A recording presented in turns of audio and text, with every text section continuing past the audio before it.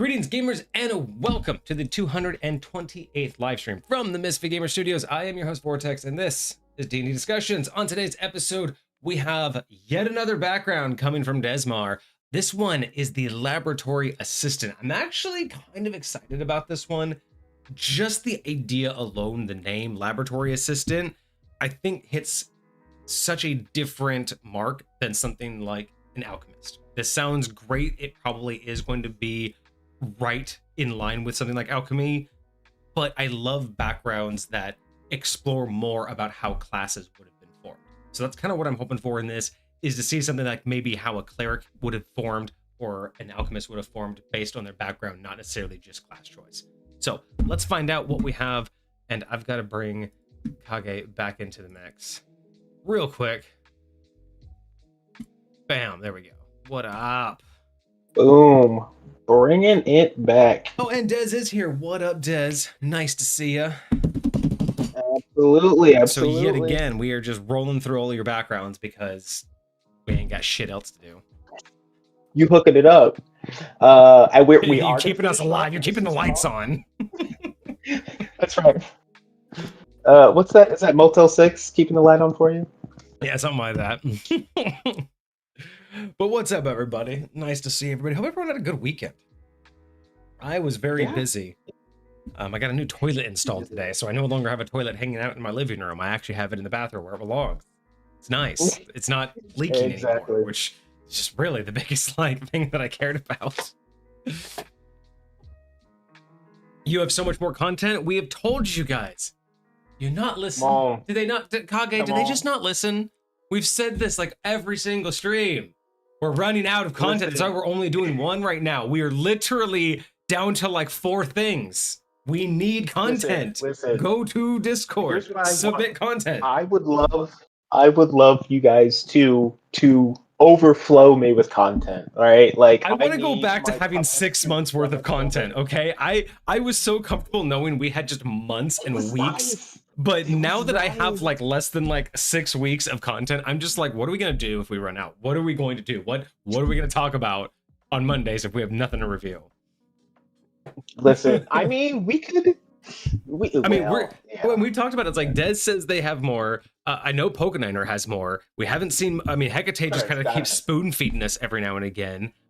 Soul's constantly working on stuff. We have still a backlog that we haven't gotten from Cosmic yet. Like I still don't know where Cosmic is with the rest of the shield or the scales. It's just like slowly like cherry drops, one here, one there. I mean, bro, like Cosmic basically held down the first 6 months of reviews, and then the first like year and a half was a regular, and now we just get nothing. Like we were so hooked. We were so ready for more of that. Like the whole like the Goddess series, the Boss series, how all of the weapons were gonna evolve. Like I don't know if Cosmic just got super involved in the campaign and maybe didn't want to talk about it because they were now using them. Or what, but like, you know, like way to dangle the carrot. You know what I'm saying? Like, just that was a great like dangle the carrot right in front of us. We miss the stuff, man. We miss it. There you go. There you go. You have some work, buddy. You have some work to do. Dez just dropped you something. 2 links of subclasses. Oh, the doc got so big and it crashed that they needed to split it into 2. So you have some work to do, my bud. Okay, don't play me. Don't play me. Let me see this. Let me see what we got here. All right, I see these 2 links. GM binder links. Okay. I'm just saying, it sounds like you might have some work. It'll take a second. Like if I want to see how hefty these things are. Okay. Oh, of course I broke it. They're so hefty. My box is still loading. Oh wait, we got. I mean, what do you got? We got races. We got backgrounds. We got feats. We got Eldritch invocations. Oh, okay. All right, finally. So now that is a challenge to everybody else out there, because if you've been tired of hearing Dez's stuff, you're in for a treat because there's a lot more coming. So you better get it to us. Otherwise, it's just gonna be a Dez year, which it's gonna be Dez 2026. entire year is going to be nothing but Dez's stuff. Hey. Which, hey, I'm fine with that. If Dez wants our personal opinions on everything they create, we're here for it. We'll give it to you. But if you get tired of it, then all you need to do is submit more. All you need to do, just give us something and we'll sprinkle it in. That's all I'm saying. Okay. All right. Dez, you played me, bro. I looked at the very first thing on part 1, and I'm just gonna say the name. It's Path of the Pact Crasher.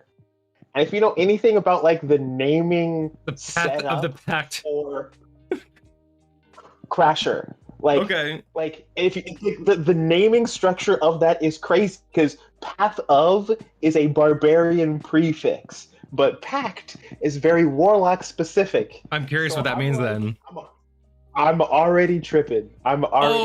So, bro, I just got like lightning in a bottle kind of moment. What about how would that work? Hold on. Imagine a subclass. It would be perfect for warlock on a narrative basis, but not mechanically, right? But imagine a subclass that its only features were unlocking features of other main classes. So like, what if one of them was the ability to rage? What if one of them was just like the ability to do an extra attack like a fighter? Like, what if they just cherry picked? I think like it gives you the rogue backstab, it gives you a barbarian rate, like, but very minimal. But the whole point of that subclass is it's like a warlock that like lets you do like, so imagine that, a half casting warlock that can rage, has an extra attack, has sneak attack, or has like ability to hide, like has just a cherry pick little things from every class that just makes them a very unique and badass warlock. Bro, like, this is the type of stuff that I would create in my realm so fast. Do we want to create that? Do we want to do that for, because we don't have a thing for this Friday. Do we want to like talk about that this Friday? Do you want to write that down? Like we can do that this Friday if you want to think about it this week and build out, because I think a warlock, because it makes sense, right? An eldritch being, like this deity or entity that unlocks the potential for you to access all of these different things. Again, it doesn't make you everything. It just gives you, it unlocks a tiny piece of different areas, right? And what if it's a choice? What if every time you level up, like, you know, at 4th, 7th, 10th, 15th, whatever, like whatever level is the warlocks, what if it's just a choice? You get to pick a class and then there's just a list of features it will come with, right? So at any time you can pick barbarian and you get rage. At any time you would pick rogue and you'll get like, you know, extra hide or sneak attack, but it's in any order you want whenever you get the level up ability.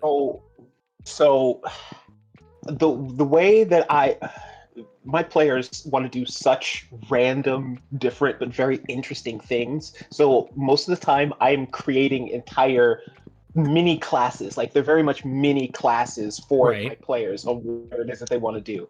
And I feel like the way we're talking about, like, we would not be able to use the warlock framework. Like, we can use the warlock mentality, but we wouldn't be able to use the warlock framework. It's not mechanical in the sense. This would have to be its own. It would have to be kind of like psionics, in the sense that it's its own animal. Like, basically you would just set up a mechanic for this class that you would take, and what would happen is every time you level up, exactly like what you're saying, you would just choose something from one of these classes, and like there'd be certain mechanics. So it's like, hey, if I took a rogue feature at level 1 and I take a rogue feature at level 5, right?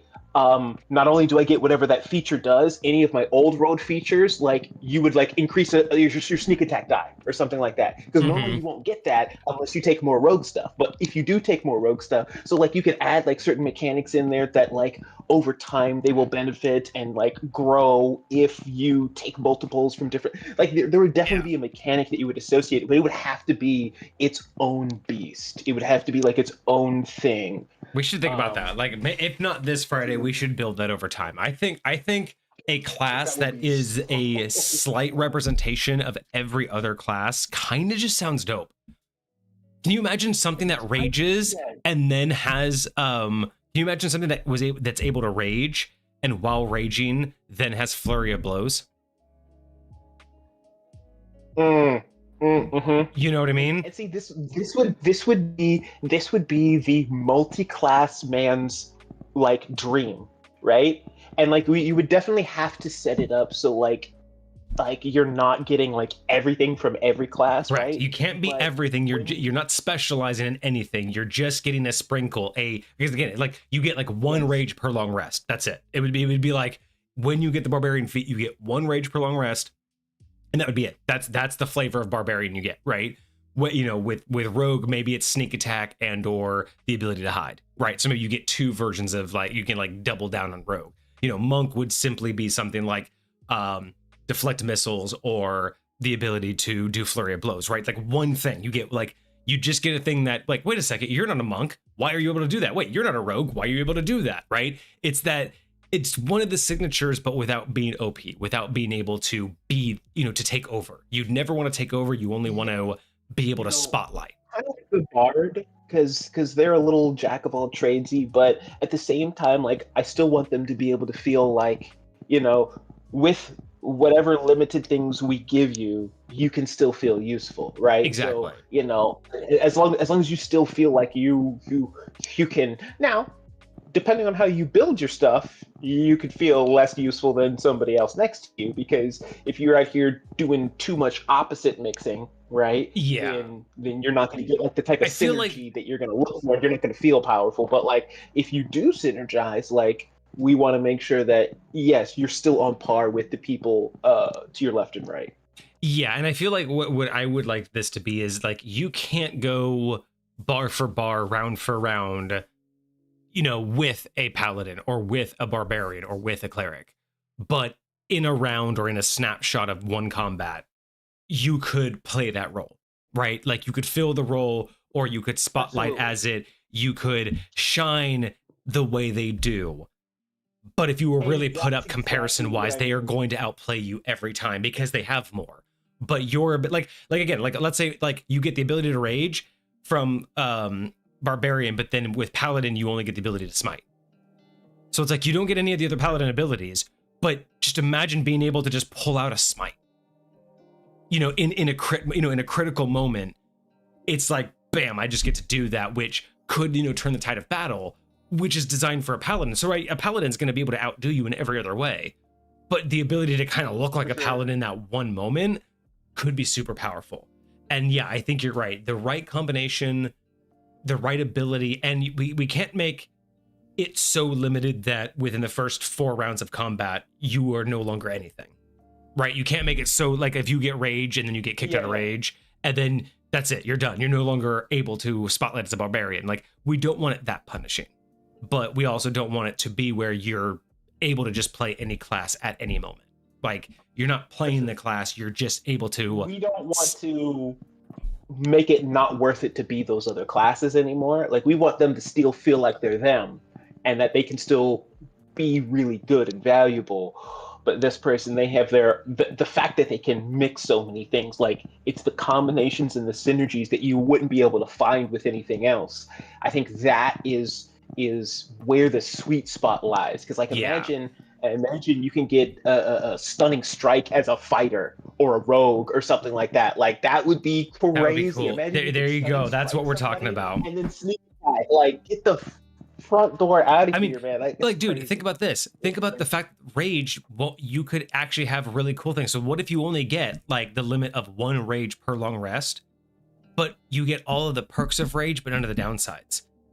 Meaning if you are a spellcaster, you could cast spells, but you still have all the benefits of rage because you're not actually under the effects of the true concept of rage. You're just getting the perk of the barbarian side. So like imagine once per long rest, you're able to go into the rage state. So you get immune to all that damage or resistant to a bunch of damage, but you can still cast spells. It still is, it's still limited to whatever, you get out of it in that one time. But like you said, the combination, because it doesn't get any of the downsides, you'd be able to combo that with something like sneak attack. You'd be able to combo that with something like stunning strike or a paladin smite. So I think there's a lot of benefit there, even if a lot of those abilities, like again, for a rogue, if you got sneak attack once per long rest, right? Not once per turn, not once per combat, once per long rest. But like you said, if you learned how to combo it with the right things, imagine the fallout of what that could do. I mean, imagine taking Paladin and Rogue and then doing a sneak attack smite. Smite sneak attack. Can you imagine just the amount that you would be able to pump out? Like, again, you wouldn't be able to do that over and over and over, but being able to do that one time, or at least in an entire combat, like being able to reproduce that during one whole combat, really would make you stand out. But again, long term, it's not going to be like you're just going to be able to constantly, you know, outperform everybody, right? Right. But Soul likes the idea. Soul wants to play it. Dude, all right, we'll make it. We'll make it. Heck yes. All right, yeah. All right, so before we get into the review, a quick reminder for anybody who's currently a sub or anybody who's right on the edge of maybe wanting to sub, maybe, and you don't know exactly what other benefits there are. We do have a sub-only chat in the Discord. So if you are a sub, you get a sub-only chat. And currently, right now, in that sub-only chat is the entire first draft of my most recent video for the Schedule 1 challenge that I did, the Lord of War challenge. And it is about 22 minutes long. It is the final draft. I do have to go in, fix some audio, and do some final like minor touch-ups, you know, maybe put in some background music here or there, fix just, you know, my voice and everything. But it is the video as it's pretty much going to be. So if you're interested in seeing that and you want to give feedback, that's the most important part. If you want to give feedback before I finalize it, you can subscribe here. You can, you know, follow us and subscribe. Go on to the Discord, and then you'll be able to watch that video because there is a link there for subs only. So let me know if you are a sub. Go check it out and give me any feedback you have, because I do want to make some final touches. I don't want to spend another 10 hours on it, but if there's any final like last minute things I can do to just kind of make it, you know, a little bit more enticing, a little bit more worth watching, let me know, because the next step is a thumbnail. I'm gonna have to figure out exactly how I want to do a thumbnail, but it'll be my first. So I'm excited to make my first thumbnail for my first like official long form video that's fully edited, narrated. Like this will be like, I've edited longer videos down, but this will be my first like truly edited long form video. It's jank, but you know, it's jank with heart. Listen, if the clips of it that I've seen so far is what you're qualifying as jank, I think that jank is fire. Jank is the business then, because that mess was the business. Right. And I feel like, you know, the thing that keeps me like confident about it is not that it's amazing, not that it's a, you know, a great topic. I mean, I'm not super optimistic. I'm happy with it because it kind of reminds me of just older YouTube vibes. Back when it wasn't about being a TV level content creator, when it wasn't about everybody having the money to get editors, just someone had an idea and has some basic knowledge and threw together an entertaining yet, you know, not necessarily perfect video. And I still watch some of those. Like still nowadays, I'll go through and see a video that just has low editing quality, but is really entertaining. And that's kind of the niche I'm going to try to hit with this video. Man, it's because they're real. Like that's 100% like the vibes I get every single time I watch stuff. Like, is they're actually like expressing something real rather than just trying to replicate some shit that they saw somewhere one time, you know? Exactly. And like that to me is what makes the difference between content that's worth watching and content that's just a bunch of shit. You know what I mean? Like just a bunch of stuff to like bloat the internet with, you know? And I'm like, all right, like I have to wade through all this crap just to get to anything even decent because y'all just keep throwing shit. And I'm like, all right, whatever, it's fine. But who knows? Depending on how long this this background takes, maybe we'll do some sneak peeks live on stream. Maybe we'll check it out real quick. Okay. I won't show the whole thing. I don't want to sit here for 20 minutes and just watch the whole thing. But I mean, it is my own video. I mean, I'm allowed to watch and respond to my own videos. So we'll see. We'll figure it out. But let's damn it, chair. There. Let's move on to our review of the day. All right, Des. Gee. Thank you again for all of your submissions, and thank you again for sending us some more. Bro, you have And no if you idea how ever hype get I am tired of for Des's this. stuff, you know what to do. Submit your own. What you got? Oh, God bless America. All right, well, I'm so happy. today we have the laboratory assistant. I'm very excited about this one. I really wish we had way more backgrounds. I'm kind of tired of like the basic 12 that you would get. I'm super happy that people are making these, and I'm always excited when I hear one that just is like, ooh, I immediately can pick apart what classes this would come from really well, right? Like, Yep. I'm not saying you couldn't be a monk with this background, but let's face it, cleric and alchemist are like the first ones that are just like, ooh, yes, I want to see what your backgrounds are. Yep. I could even see this tying into a good Warforged background. Like you could make yourself a laboratory assistant, as in you were created as a Warforged to be a laboratory assistant. Like imagine that backstory is you were created, but then your master died, but before he died, he gave you your ability to leave.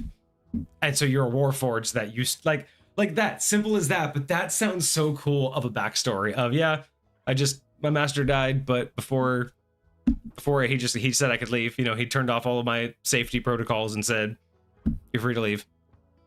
Go be your own man, or you be your own machine. Yeah. Machine. That's funny.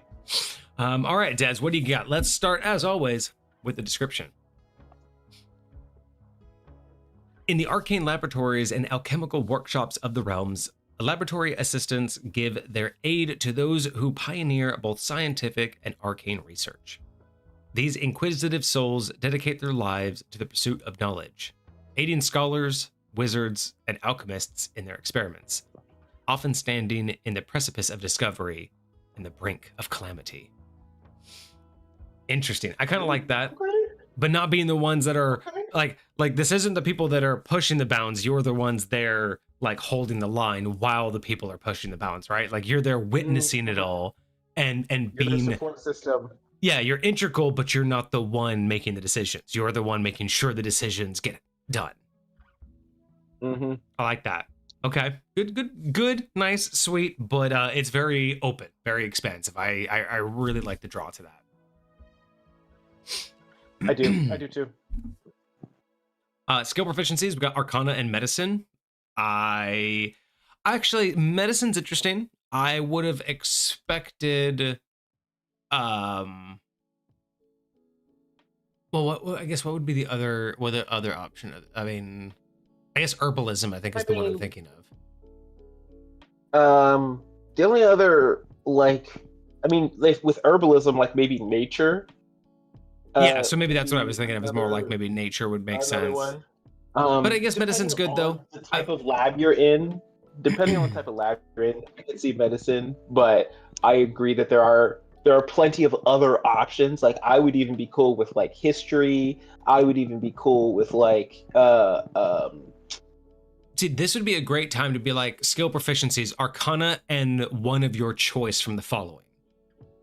Because then medicine, nature, history, I kind of like all of those as a secondary, because it is sometimes nice to have a background that lets you choose the specifics of your background. You know what? I think, you know how normally they'll have like a table associated with these? Mm-hmm. I think that it would be cool to have like a table that at the very least gives ideas for like what type of lab you were in, or like what type of assistant. Ooh, so if you were a wizard, you'll have like Arcana and something, but if you were like under like a university, maybe you have more like nature. So depending on what your master was. Yes. I like that idea. I really like that idea. So there you go, Des. If you have the idea to make a table, that would be kind of cool. Is you have different masters or different backgrounds, and then those would come with your specific skills. Oh, because then you could do like medical research or something like that for medicine. Mm-hmm. Ooh. You're doing some weird necromancy research? Yeah. Okay. And then nature would do things like if you were in like a botanist laboratory. Dude, if you're doing necromancy, I might even give you religion. Ooh, yeah. Oh, yeah. That is Okay. You're doing experiments on relics. Yeah, I see. I like this. You can be a little creative. All right, so I do like the table idea. Tool proficiencies, there's alchemist tools. I think that's right in line. That's exactly what you would expect from this. I don't know any others offhand that I would expect, so I think that's a pretty solid choice for anybody. Valid. Like, unless you want something like no, I was gonna think like glass blowers, but yeah, alchemist tools is really the smartest choice, unless you're doing something specific with like poisons, and then maybe like a poisoner's kit. But yeah, I think honestly, when it comes to something like a background, and this is how I feel like going to your DM with the background and being like, hey, can I substitute this out for this because this makes more sense? And as long as it's for the most part equivalent, I'm the type of DM who's like, yeah, of course you can.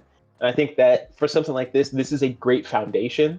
But if there is an alternative option, like totally be even offered to your players, be like, yo, you want to sub that out for something else? Like, I think that would be cool for you in this particular situation, whatever. So yeah, this is so versatile. Like just having this kind of this option for a background, I think that there deserves to be some option opening here for players, because if players really want to get into it, those kind of options, because you don't want a background that covers everything to make other backgrounds obsolete, but having it be more investable, right?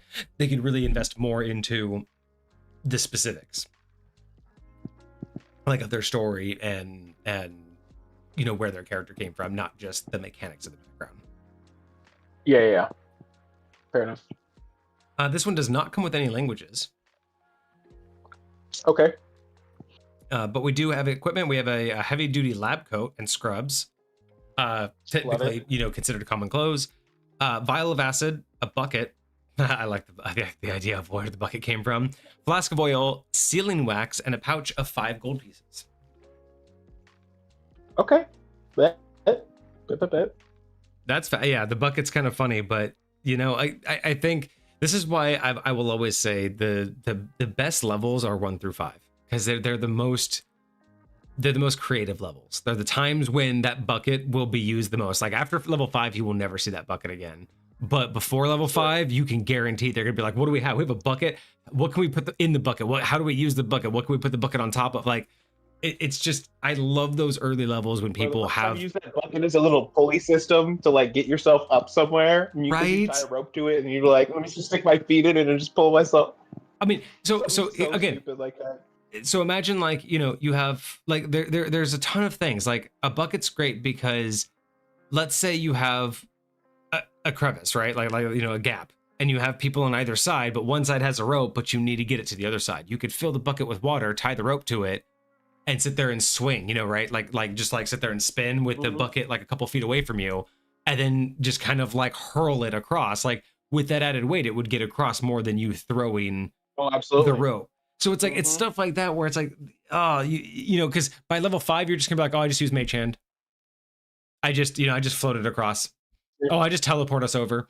Oh, we just jump. We're strong enough. Like there gets to a point to where no one's ever gonna care that they're carrying a bucket. But those levels before level 5, you get some of the best ideas. Yeah. No. So I don't know. You said like levels like 1 to 5.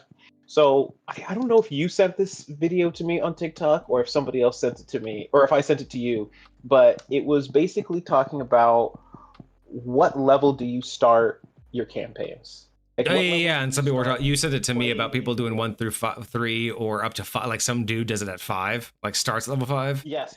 Yeah. So like there was it's so unnecessary. Informal survey. There was some informal survey of like all the levels 1, 2, 3, 4, and 5, and it was like the biggest ones were 3 and 1, I think. Yeah, 3 and 1. And the dude's assertion was like, hey, I know I'm crazy. We really like 5th level spells. We really like extra attack. We start at 5.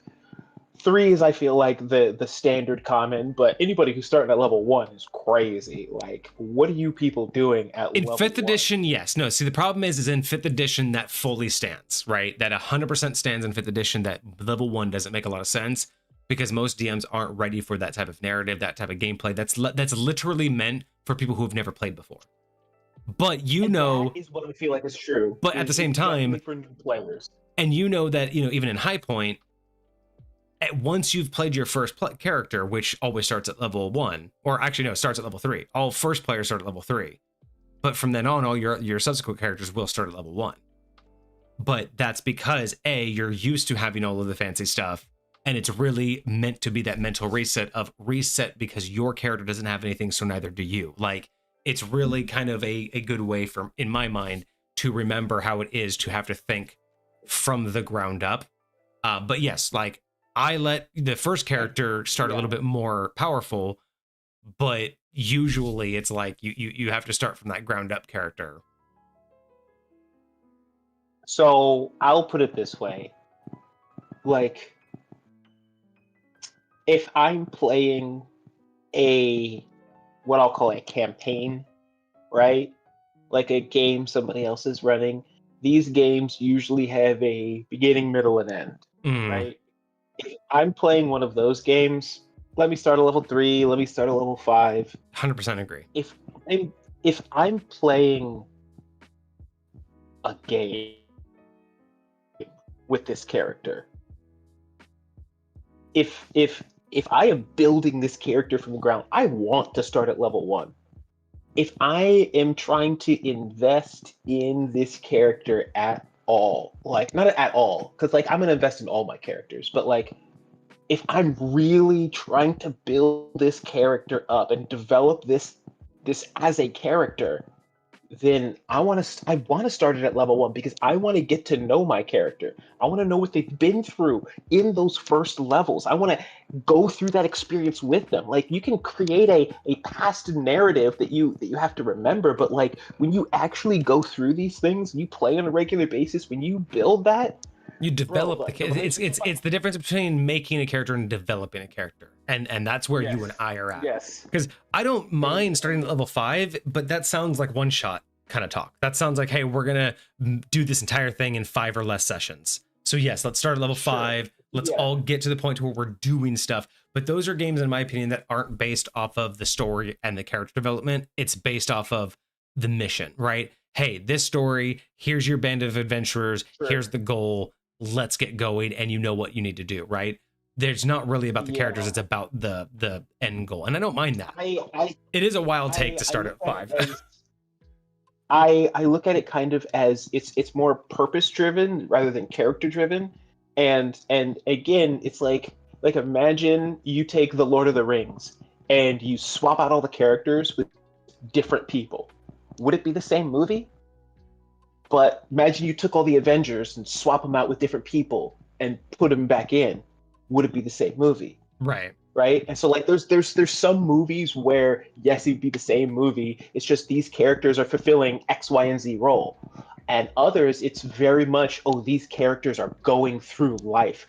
These characters are experiencing things. These characters are becoming different people. And so you could put somebody else here and this would be a completely different story. And I think that's the difference, is like a lot of the campaigns people go through, you can put anybody in there and it's going to be the same story. But if this story is based on these people, no, let me know these people. Let me know these people for sure. That's awesome, Des. I'm glad that you actually, put yourself forward and tried that. So congratulations on getting approved for that. But I've always wanted to try that. I'm just like, it's not that I'm not confident in myself as a DM. I just don't think people like I said, it's the same reason why I've never had the idea to put High Point out as a publicized concept.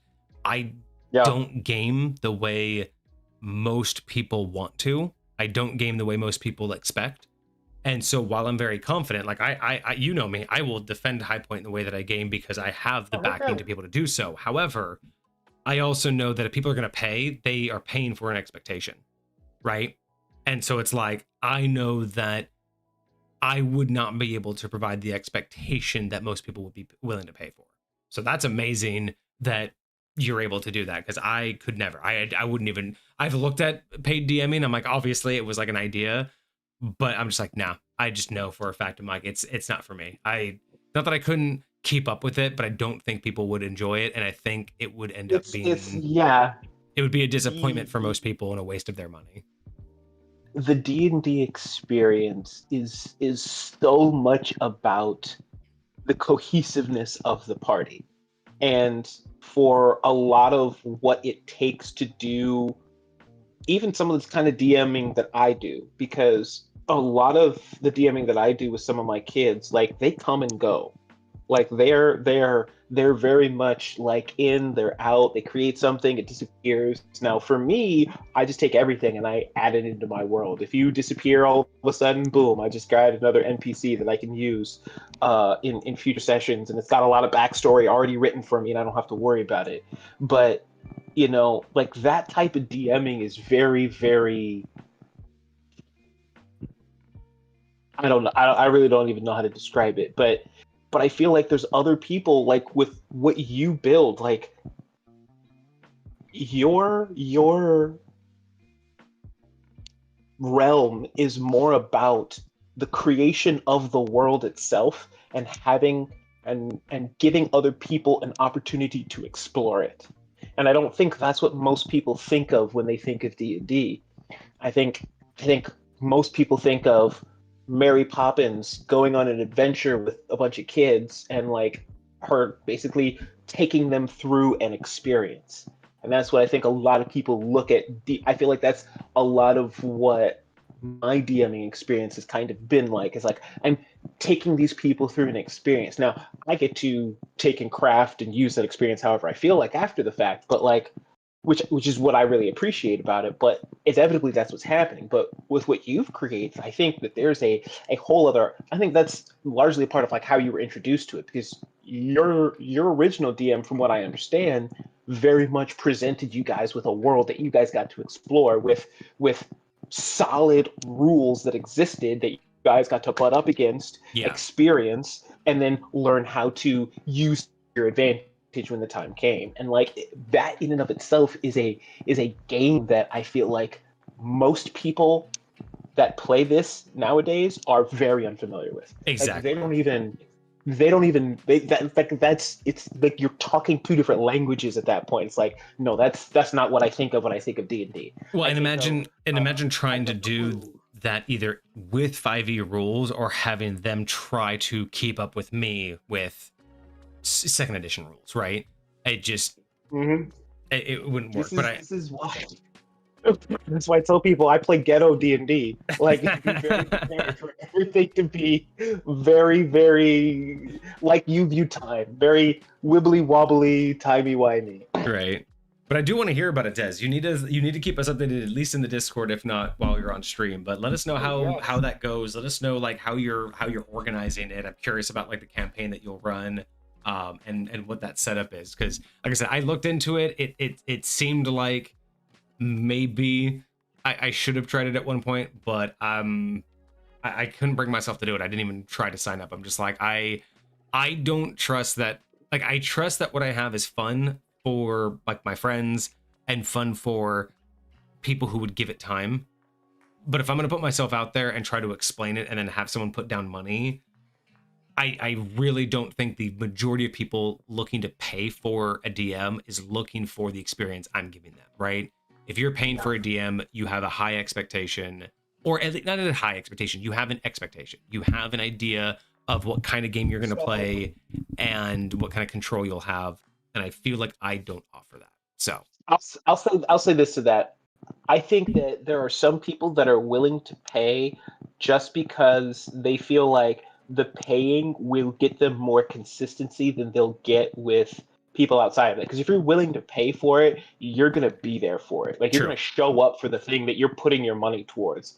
I think there are other people that use that fact that they're paying as a right to entitlement for 100%. their perspective that they have. And I don't think that that is right, but I do think that it's harder to argue it because they're putting money towards it.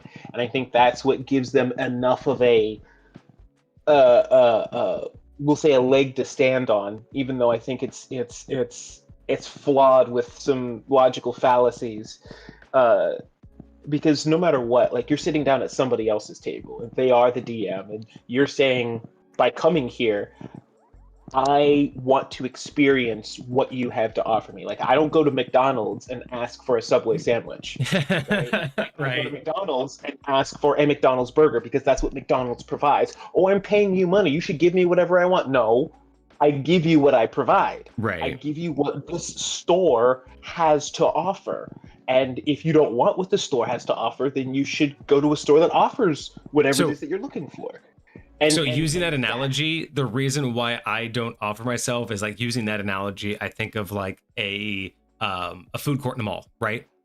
There's tons of different options, but you have an Yep. expectation that I'm at a mall, and it's a food court, so I should be able to walk up, order, get my food. Now there's tons of food, but I know the process. I'm comfortable with this, but there might be one where I pick some of my food. You know, like hey, they're gonna ask me, hey, put your bowl together, and others I just select off a menu. But there's not, it would be awkward to put into the food court, not in the mall, but in the food court, an establishment where not only you have to walk up and say what you want, but you also have to put it together yourself, almost like a buffet. It would be weird to put like something where you walk up, get a bowl, and actually, spoon it out yourself in the middle of the food court. And that's how I kind of feel like High Point would be. It would not necessarily that it wouldn't fit with the rest of it. It's just that that is not the experience people would expect to pay for in that environment. I kind of feel like, from my perspective, it almost feels like, yes, you're in a food court, but you're like a sit-down restaurant in the middle of a food court. Yes, or something like that. So it's like everyone's expecting to like get their food and be able to like go with it and like take it and do whatever they want with it, and you're like, no, you have to sit down. Right. We have courses in this restaurant. We start with your first course. Here's your salad. Here's your soup. Like, and you get different menus for each course. You don't get it all up front. You can't just see what you get and then order the meal. It's a whole process. It's a 5-course meal, and you don't get to know every piece. I should be able to get whatever I want. I'm like, no, bro. Yeah. You're at a restaurant. You got to sit down. Like, there's a process for this, bro. There's no takeout here. That's where I feel like the flaw is. It's like they think they can just get whatever they want because I'm giving you money. I'm like, yeah, no. But that is a perfect analogy, though. Is like most TTRPGs, especially nowadays, are very much a food court situation, right? You know what to expect, and it's not cookie cutter.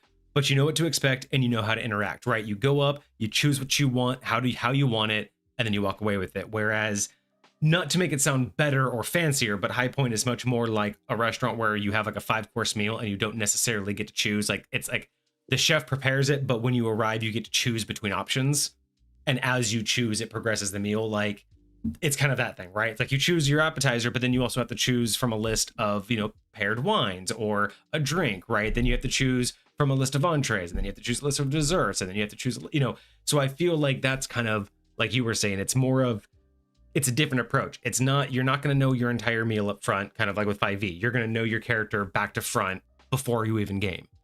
High Point's not like that. You're not going to see your character's end result because you don't know what you're going to go through. You don't know what options are going to be available.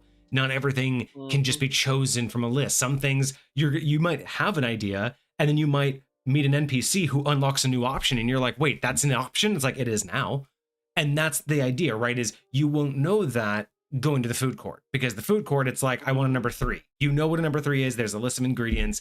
But in High Point, it's like, oh, how do you like your steak done? Do you like butter? Do you like oil? Do you like it like this? Do you like it like that? What kind of side do you want? How do you like your side cooked? What kind of, flavors in your side, right? It's like, it's very per the person. And I just, like you said, it's not something people are familiar with, which isn't a bad thing. It's not the climate right now. And I don't think it ever will be. I don't think that climate will really ever happen again, at least not in D&D, and maybe not in TTRPGs. I don't know if we're going to really get that anymore. Because I just don't know if that's what people want. So I'll say this. I don't think it'll ever be mainstream. Yes. But I still think that there are pockets of people out there that are looking for a different experience than your standard player. That's us. I think a lot of people have commandeered D&D to fulfill a power fantasy that they have, and they feel like this is like they feel like now they can go back in time and play the I win game that they used to play in elementary school with their friends, where it's like, oh, I've got a big laser, oh, I've got a shield, no you don't, my laser goes through shields, like, and you can just say I win, and so you Yeah. can be more powerful. Like that's why a lot of people have come here. And so like it's I hate to say it, but like, it's like an appropriation of something that we thought was really cool. And so it's like, at the end of the day, you can use it however you want to use it, right? As long as you guys are actually having fun, if you can sit down at a table with a bunch of people that have fun doing that, then who am I to say that that's bad for you guys to do?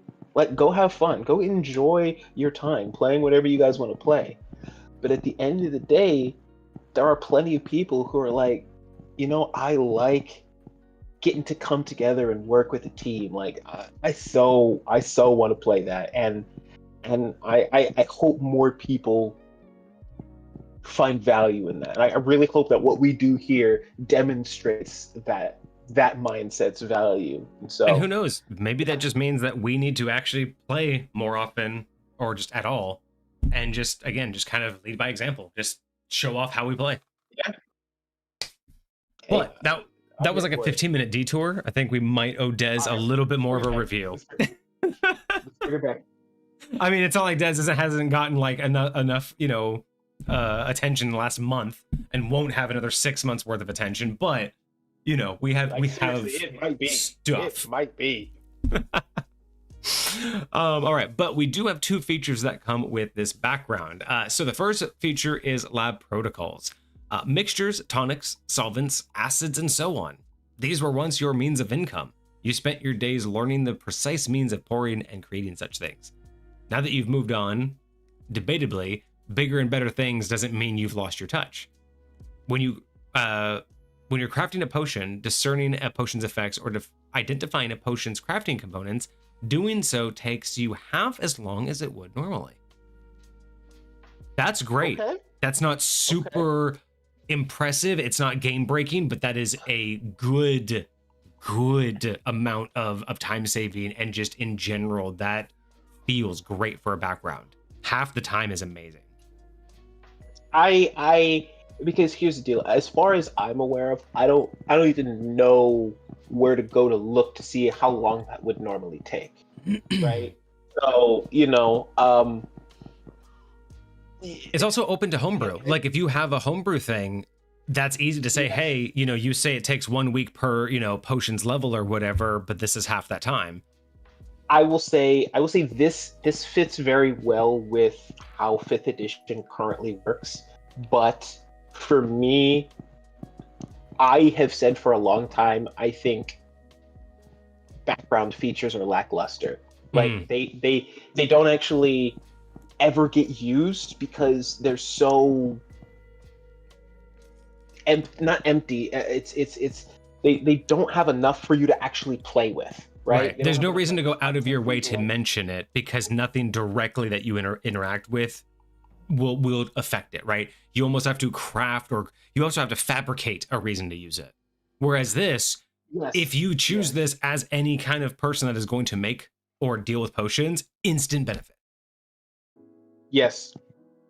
And I think, because I think finding potions in it might not be for me, but like finding potions in like dungeons and stuff, I feel like is or at least can be common enough. And if you have a decent DM, like putting them in a chest somewhere or putting them on someone's body somewhere, and like you potentially not knowing what it is, like some of them will be easily enough identifiable. Like, I'm sure, health potions have a similar look. I'm sure vials of certain types of poisons look like standard ones that you can just like go buy at any general store that are common enough for you to recognize. But anything that's unique, anything that's remotely, like, I think this would be a really good opportunity for people to mess with. Absolutely. And I was incorrect. That is the only ability. I thought this next one was also an ability. This is just details on building a laboratory assistant.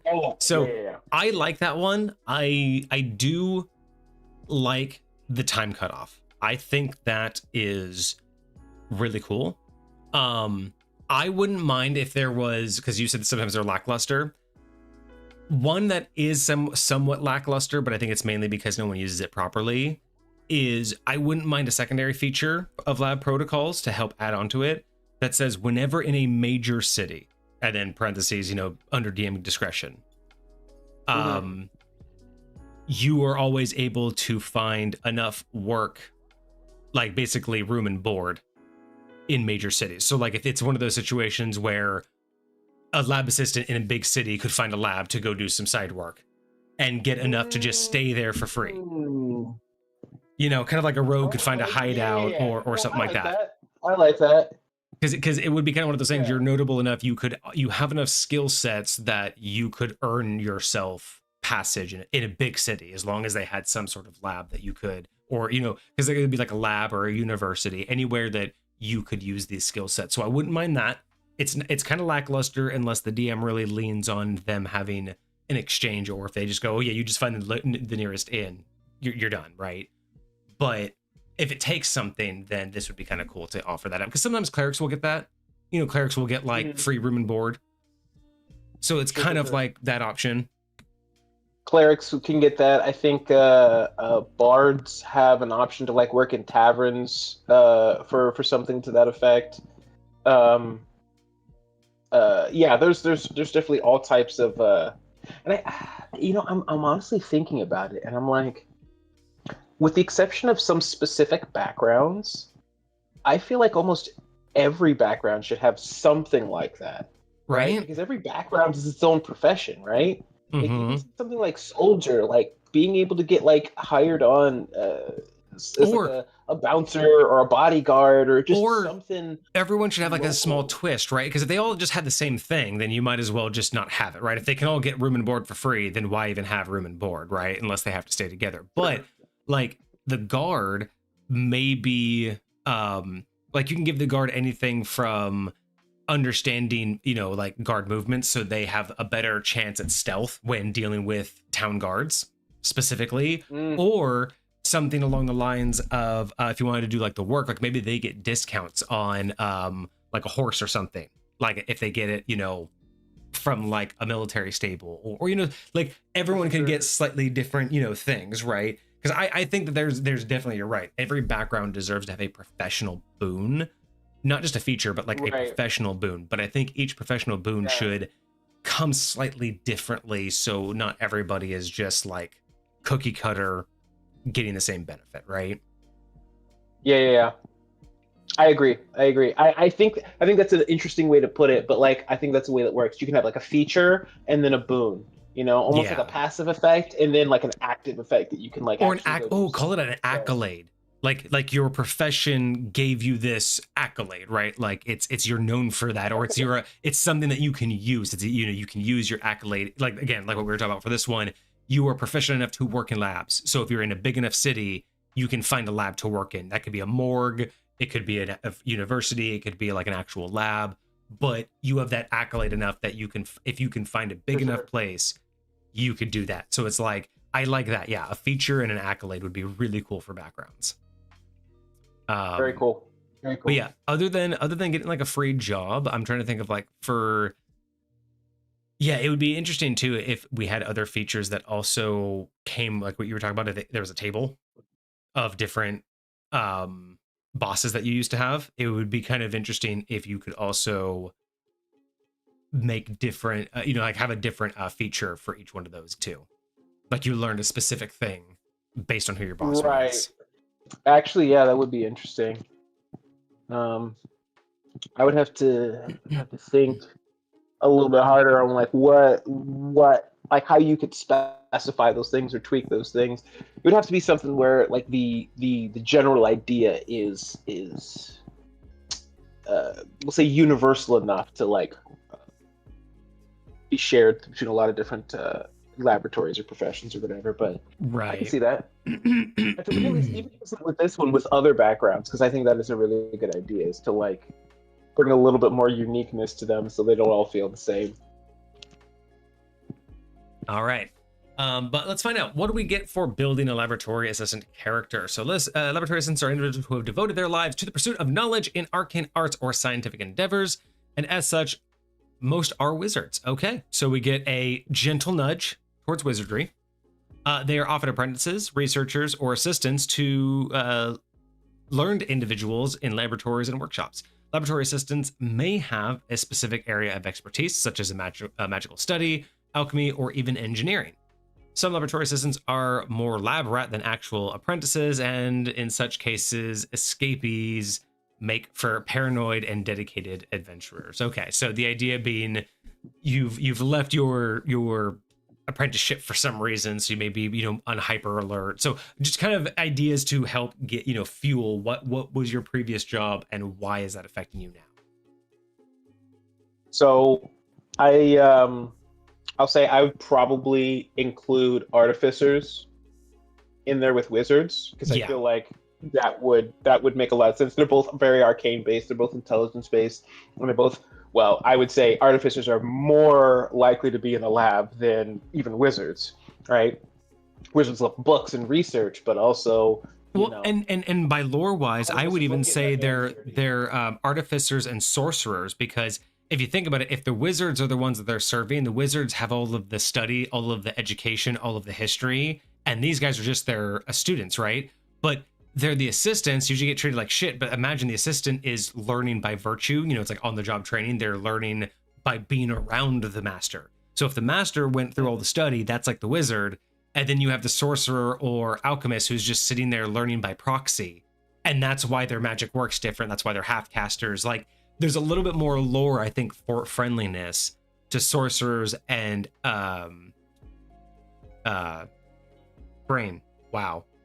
I think it would be artificers. There we go. But yeah, you know what I'm saying? Like, I think there's more lore there, because the idea of learning from the masters who were educated makes more sense, that the masters are the wizards and these ones are just people picking it up as they go. But wizard also, right? Like, I think there's room to expand this to a lot of those. But I don't think like a rogue, probably, like, you could make it a rogue and be like, oh, I was an indentured servant. You could make it a barbarian, and make it a barbarian, and the problem is there was an accident one time and you drank the wrong potion, and now you have problems with your emotions, and now you're a barbarian. Like, there's so much this could actually open up to almost any of them. I love it, especially you get creative enough with your backgrounds. Heck yeah. Right? Like, oh my god, like, think about it, like, just for funsies, a druid who used to be a lab assistant and then accidentally like ingested like basically what is the in-game version of like LSD and tripped so hard they were like, bro, I am one with nature, I'm out of here, I'm just gonna go live in the forest. Like, they just tripped balls so hard they were just like, I'm just gonna go live in the forest for the rest of my life, I am one with nature, my mind has been opened up, and then they become a druid. Like, I think it would even be kind of cool, like, your ability to actually change shape came from some weird experiment that went wrong. Like, you weren't supposed to be in the room or something. Right, there you go. With something, and like that's what started it. Now, granted, I don't know how that would explain all your spell casting that you can, like, because theoretically in 5th edition, druid spell casting is innate, in the sense that they have access to every single spell on their spell list at all times. Yeah. I mean, so, that's just because again, it's just a magical accident. Whatever happened to him was just of magical essence. That's fair enough. That's fair enough. I really like this. I actually think this is good. I think I would personally address it to half casters, but this is real cool. I think it opens up a lot. Yeah. Sure. Oh, and then we get some suggested characteristics. All right, so our traits first. We get 6 of them. Always eager to explore new ideas, experiment with unconventional methods. When faced with a challenge, approach it with meticulous and analytical mindset. This sometimes results in less than moral ideas. Interesting. Intensely curious about the natural world and have a collection of specimens that they study. Absent-minded, often lose track of time when engrossed in my experiments. Sounds kind of like more of an ADHD character. My friend. We have I am cautious and meticulous in my work, always double checking calculations and safety measures. and I enjoy sharing my knowledge with others and find joy in enlightening those who seek understanding. This is interesting because none of these are like really negative traits. I love that. Those are all very, very positive traits for this. I don't mind any of them. Yeah, I mean, the problem with traits is I prefer when players develop their traits based off of the character that they want to build and the backstory that they've done lore-wise, like the actual true backstory, not just like the background. But for a list of traits that would go, I think these are all great. They're all extremely positive, which you don't get to see a lot. So I'm gonna say that these are pretty solid. I might reword one or two of them just to make them a little bit more involved. For instance, so it's like cautious, meticulous about the work, double checking calculations. This one is one of those, it doesn't feel very involved. Like you could play that character, you could say, I'm going to double check everything. But in reality, unless you have a DM that like, unless there's like a chance where someone's going to set up a trap and you're like, I'm double checking everything. So if they roll and the roll wasn't successful, you get a chance to let them re-roll because you double checked and found that they didn't do it right. That's fine if you have that kind of DM. But the thing that I don't see a lot is DMs involving things like these traits in any beneficial way. So if you were to choose this particular trait, it's like you could say that you always do that, but there's no actionability with it, right? Whereas like faced with a challenge, you approach it with analytical mindset sometimes results in less moral ideas.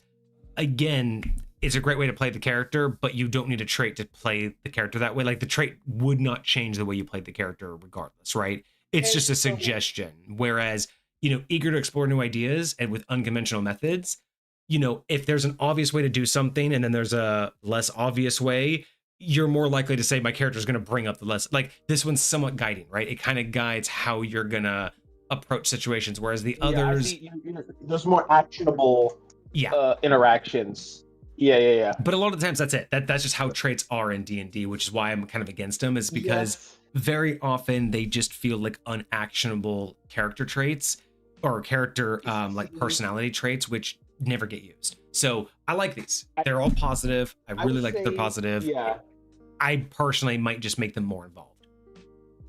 I agree, and I think what you're talking about, I feel like is what should be said about all traits, is that like there is a way to write them. Like there have been some that we've gotten that have been so engaging. When I think about them, I'm like, yo, this is a perfect addition to this character. And like it's a way that you almost constantly thinking about it as you're moving around, like as you're interacting with your character. It's something that's always there and that's always present. And I think that those ones genuinely add depth to your character, because there's something in the background that you're always thinking about, that you're always attuning to, so to speak, when it comes to how you respond. Because a lot of the times people will almost forget that they're playing D&D and they'll just respond as themselves. Exactly. Right? And because there's no bad thing, but like but there's no like with a trait, if you have a certain trait, there's no detriment to not using the trait.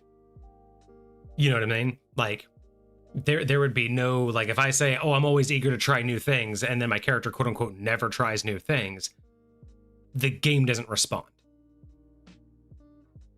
The game doesn't have like a, oh, well, you're not, because like in like older D&D, that's where like XP variances would happen, right? The more you play into the character you built, the more you are the character that you made, the more XP you can get. But if you have a trait that you ignore, that can result in you not having the roleplay bonuses that you could do. So I think that the edition's also kind of lacking in that, is because that's a second edition. Yeah, there were some supplemental rules about like, because you get more XP if you played your character. So that's where traits like that would come into play, is if you leaned into the traits and flaws, you could actually get more XP, similar to getting inspiration. Sure, I didn't know that. That's cool. I tie it up, and when I do XP, that's where you get your group XP and personal XP from.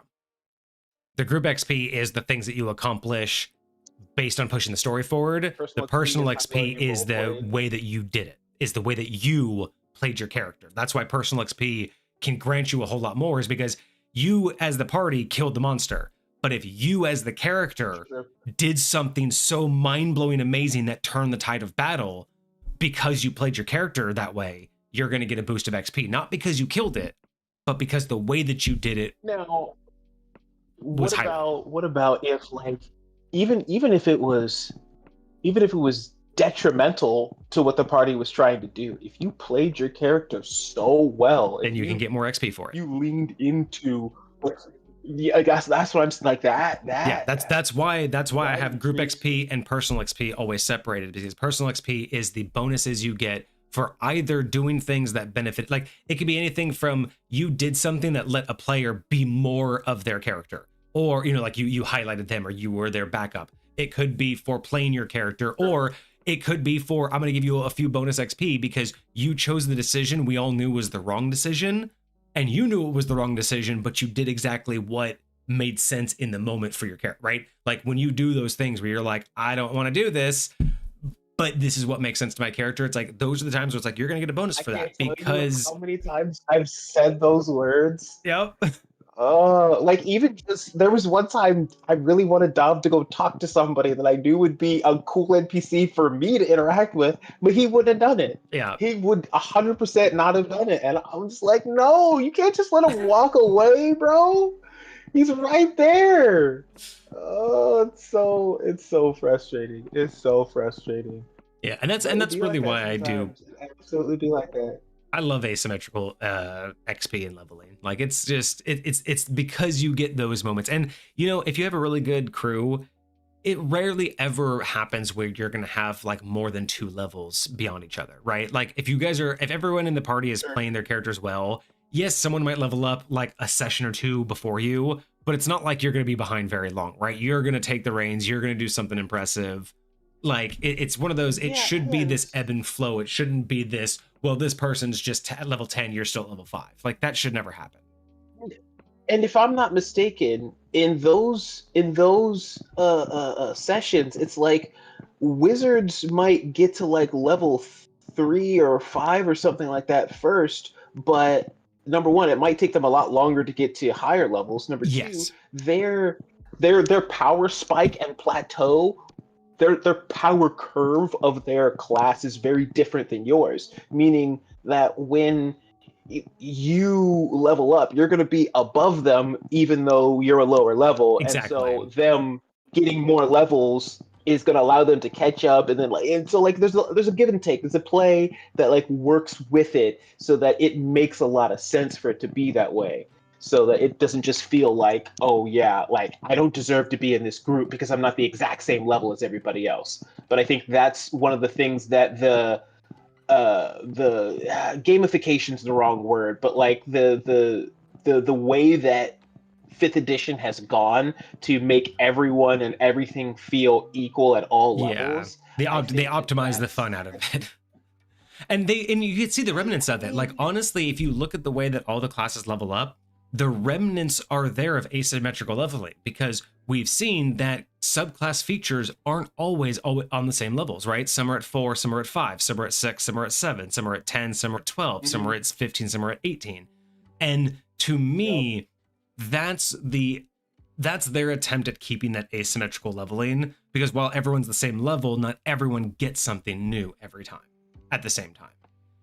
But it's still, to me, like you said, it's still designed so much to keep everybody on par that it just doesn't matter. Like at the end of the day, it ceases to be anything other than a party mechanic, not an individual mechanic.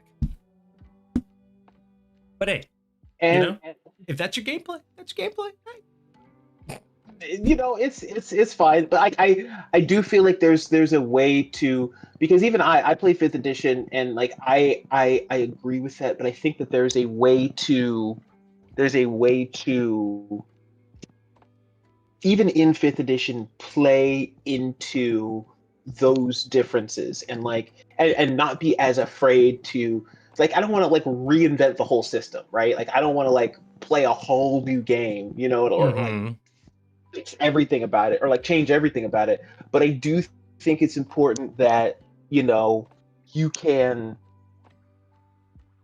can say, hey, I'm willing to add these pieces, I'm willing to accept this element, or I'm willing to do this thing, to allow this to feel like it fits here in this moment in time a lot better. And I again, a lot of what we do here, I just want to encourage other people to be more willing to do stuff like that, because I really think it makes a huge difference. A huge difference. It's our number one goal: get people to expand their ideas and confidence. All right, so let's look at our trinkets. I was expecting these to be flaws. I always forget they got rid of flaws and they went to trinkets. Oh, did they get rid of flaws? Oh, that's kind of sad. Yeah, because they think about it, like, when was the last time you saw, like, you know, anything come with like flaws anymore? I do like the trinkets. I've always been a fan of the trinkets, but yeah, I kind of miss having a flaw. Cool. Yeah, you can do a lot with them. All right, so we got 6 trinkets. We have starting off a vial of iridescent liquid that emits a faint calming glow. See, that's great for a DM. I could make that, like, because one day you might, you know, the player just might be like, I don't know what this is. I'm going to smash it on the ground, or I'm going to drink it. And I'm like, oh, as a DM, those are the moments that I love, because I will have something planned based on the character's backstory. I will have it in my mind the day they create that character, exactly what that liquid will do. And I will sit there and I will wait for, I don't care how fucking long, for them to break it open or drink it, because I got something for it. And I'm just like, let's go, do it. Yes. All right. That's an idea for TikTok. I should ask that question. I don't know how I would form that, but like what I just said, whereas like if someone wants that vial, right? But you know that there's 2 ways they could use it, either drink it or smash it on the ground. I wonder how many people out there, like how many DMs would make the choice of which one it's supposed to be, and how many DMs would just plan for a different effect based on how the character used it. Like, would they not concrete the idea? So like if you say it's a vial of iridescent liquid, and you know your character may one day drink it or may one day throw it on the ground, but you don't know which one they'll choose, and they don't know they can do either of those yet, right?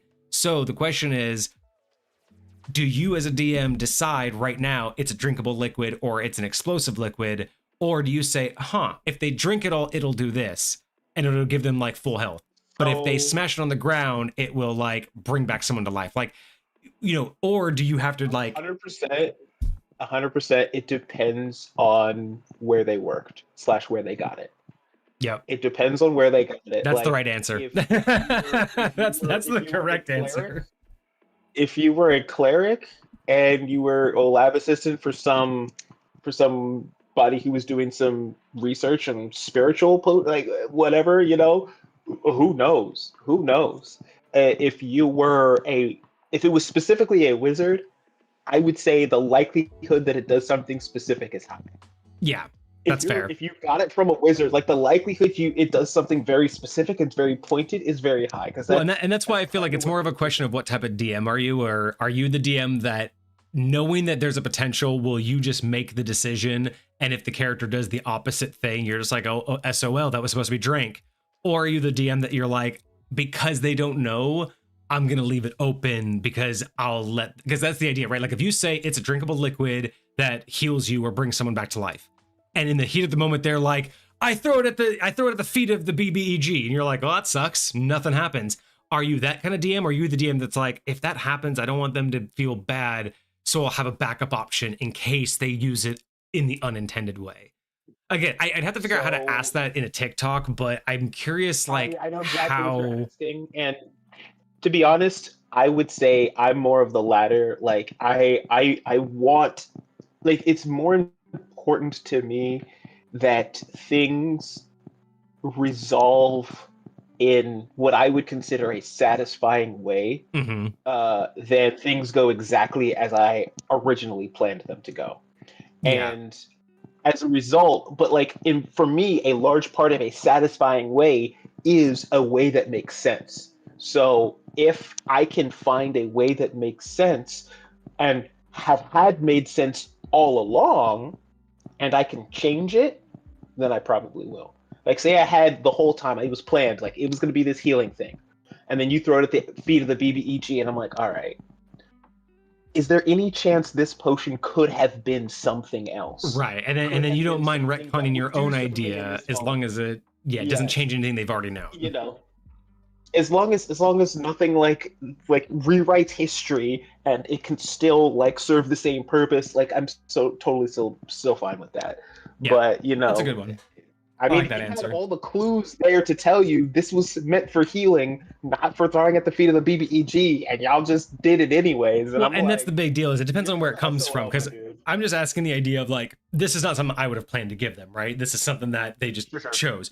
So for me, it's more of a, oh, well, now that opens up a can of worms that I didn't plan for. Now, if I gave them the vial, then it all depends on the situation, right? Were they given clues? Was it in, did they just steal this vial? Because if they like stole this vial, fuck no, you don't know it. I'm not going to give you any clues. You're just going to, you're going to have to find out what happens if you drink it or throw it. But like something like this, it's almost like one of those, I don't know how you plan on using this, but it's obviously supposed to be important. So yeah, I'm curious. I want to ask that to the community on TikTok. I want to see what the community thinks because I feel like we're gonna have a lot of cool And the questions about that. reason I do agree, but like the reason why I think, because like even especially because this is something that you're going to get at character creation, and at the same time you give, and this is just how I work, but like the same time you give me your character's backstory, you talk to me about like what you want your character to be. All of that is getting woven into the world at that moment, including this potion, including whatever else you might find in this list. And so at that point in time is when like what I something I would do is like after you had it, it was in the core of your kit when you first got it. I would afterwards drop hints. Like even if you forgot about it, I'd be like, "Oh, somebody's like literally sniffing at you. Like this Yeah, druid smells something on you, and like they're kind just of keep you pointing see at like they're there's something focusing that potion." they have yet to interact with. Some little bit of Yeah. yeah. No, and I like that. I feel like, yeah, for me, it's all about making sure that they have every chance to know what something like this does before it gets to there. But I am curious how many DMs would just be like, huh, yeah, I'll wait to see how they use it. Like, that's the question is, would you wait to see how they use it to make your choice, or do you make the choice first? That's how I have to figure out how to word it. All right, so the other ones, we have a tiny mechanical construct, a failed experiment from your early days of learning. That's kind of cool because again, that could build into something later. Dude, I would love that if I were an artificer and I had one of that would be so clean. And I like finally get it to do what I want it to do or turn it into like a little Or imagine what's it whatever the called? experiment was. If you and your DM talked about what the experiment was, and then over time you got to finish the experiment. So like by your capstone, you finally got this thing working. Yeah, dude. Or you get to Yeah, salvage that it would for be parts funny. later. That would Like be let's funny. say it was a failed bomb and you never got it to work, but then you're like, wait a minute, the thing I missed is in that pool. If I throw it in there, will it now explode? Right? Like the idea that you could make the experiment come to fruition at some point if you work on it. So again, these are great ones. I like these. Yeah. These are really cool. A perfectly preserved specimen in a jar representing a creature from a distant realm. Oh, that's crazy. Platypus. It's a platypus. What is that thing? Let's see. A set of precision measuring tools enchanted to provide accurate readings. That's OP right there. That's OP as fucking high point. Like, Supposed to be like that's appraisal. That's basically an appraisal kit right there. That's I would say the DM can say what they are allowed to read.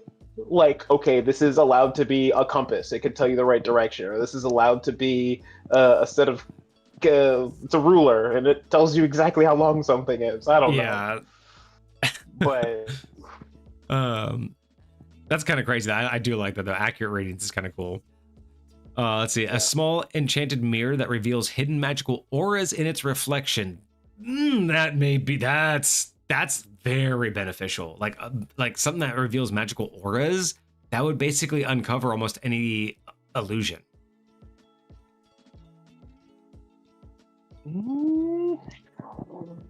Like if I were the DM, I would have to, again, depending on where you were a scientist, I would have to tie it to something very specific.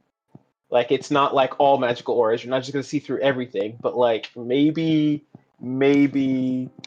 Oh, I got it. If the mirror would reveal hidden magical doors to secret laboratories. But only secret. So it's like, it's not like you could just like uncover any secret room hidden by a secret door. But if it's considered a laboratory, like a wizard, an alchemist, but if it's a secret laboratory, the mirror would have revealed the hidden door. Valid.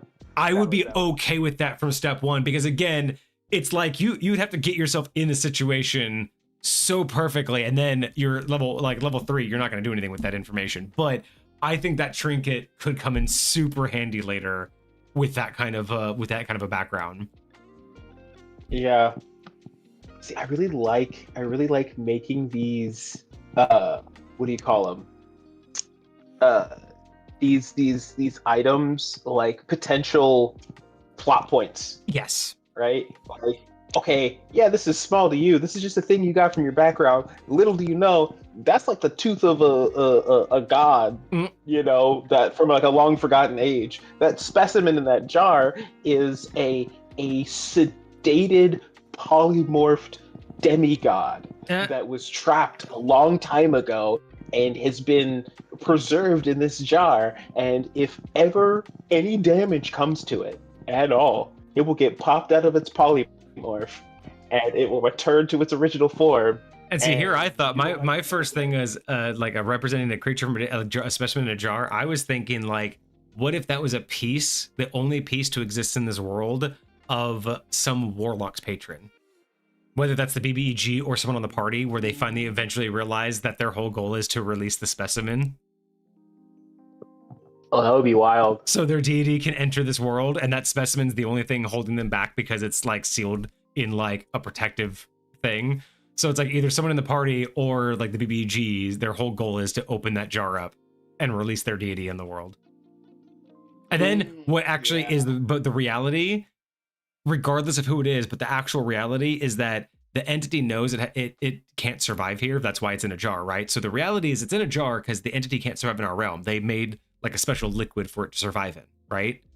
So it tells them, hey, if you open it up, I will manifest in your world. I'll give you powers beyond your imagination, right? That's the warlock side. But in reality, it just wants it to be released so it can reconsume it. So the moment it gets out of the jar and out of the liquid, it just disappears and the entity gets it back because it's like it's still missing a piece of itself. But it's literally lying to the warlocks, being like, no, I will manifest in your world. It's the only thing stopping me from showing our true destiny. And this entire cult just does this just so it gets its little piece back. And that's all it is. It's just gonna just instantly pop away, and the deity is gonna be like, peace, guys. I'm gonna take all my power back now. Fuck your deals. I'm complete again. Why does that remind me of Tenacious D? I am complete. Exactly. Oh, I like that. That's dope. And then the last one, a quill that writes in a language unknown to you, transcribing messages from an otherworldly source. So that's actually kind of dope. A quill that can translate anything, but it translates it into a language you can't read or understand. Bro, the second you get comprehend languages, you casting that shit. You casting that shit like, what the fuck you saying? What the fuck you saying? Wait, what level is that? What level is that? Is that level? There's no way that's level 1. But what if the language was like an incomprehensible language? Not just one, just a literal incomprehensible one. So that covers the spell, like the spells and stuff. Okay. Because then that also stops you, because realistically, if you don't understand the language, you can teach yourself by getting a page of something that you can read, transcribing it, and now you just have to get the alphabet and then transcribe the alphabet, and you're like, boom, I have the alphabet. But if it's in a language that you can't decipher, this is saying that it's only transcribing messages from an otherworldly source. So it's like somebody from some other dimension is writing stuff down with this pen. Or that, yes. It's like you're receiving messages, but you can't decipher them. Yeah. Like I almost think of it as it's like what do they call it when something's quantumly linked to something else? So like this quill is quantumly linked to some other entity's quill, and whenever he writes something down with it, it writes. And fucking Dez is saying that it's just some otherworldly deity's shopping list. Like you finally decipher it, and it's like, buy milk, eggs are out. Bananas. Oh, actually, but again, plot point. What if this was like the BBEG's diary? So like right before you fight the BBEG, if you finally get the chance to like decipher the language, you actually are realizing that it's transcribing his diary, and now you have all of the plans for the BBEG's final fight. So like, what if that's like an entire side quest? Is if by the time you find the BBEG, you were able to decipher it, you actually have all the plans for his final fight. But you don't know that. I like that. Unless you did the side quest to, and you make the side quest like worth it, right? Like you actually make it to where you have to choose to do the side quest over other things in order to decipher the language. But if you do it, major plot point.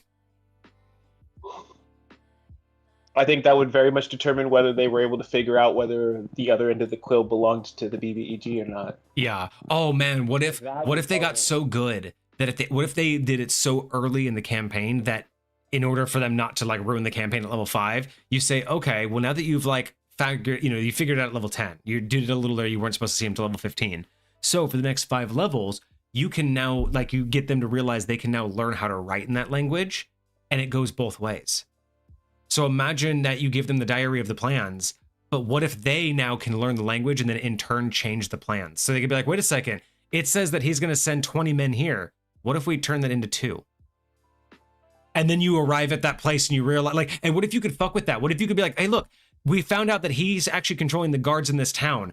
Rewrite the amount of guards that should be in town and we'll go there in a week. And then you find out he actually changed the number of guards based on the plan because he's like writing the plans out and then giving them to people. Like what if that's it? What if everybody, like there's the mastermind, he's making all the plans. What if everybody has a quill? So the idea is they put a quill on a piece of paper and whenever it writes kind of like a memo, they all get the same memo. What if you just happen to have one of those? But you happen to have one that's like his copy. So unlike everybody who only gets a one-way message in, what if your quill is a copy of his, which means you can also message out. So you can directly like shit like that could be so much fun as a DM. To like let them figure out that they actually have like a tap on the enemy.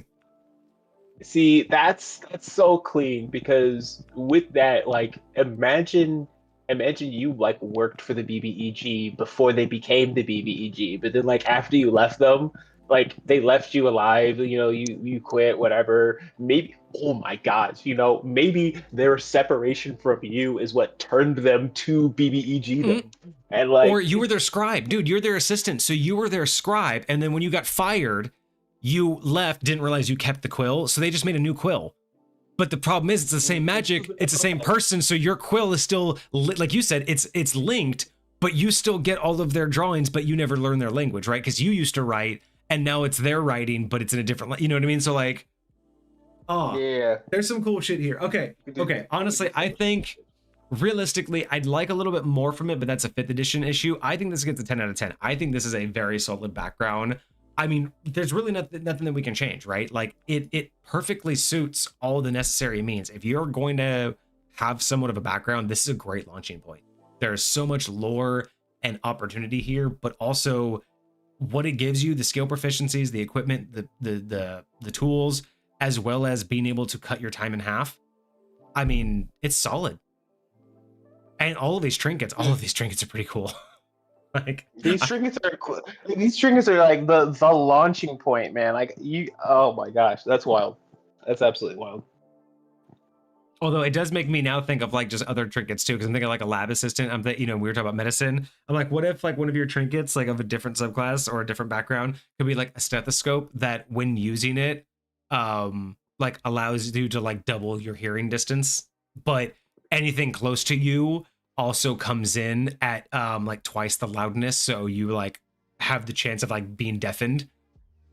You know what I would do? I would do something like you got the stethoscope. When you put it to the ground or some solid object, you get tremor sense out to a certain. Oh, tremor sense, bro! You're just getting vibrations, man.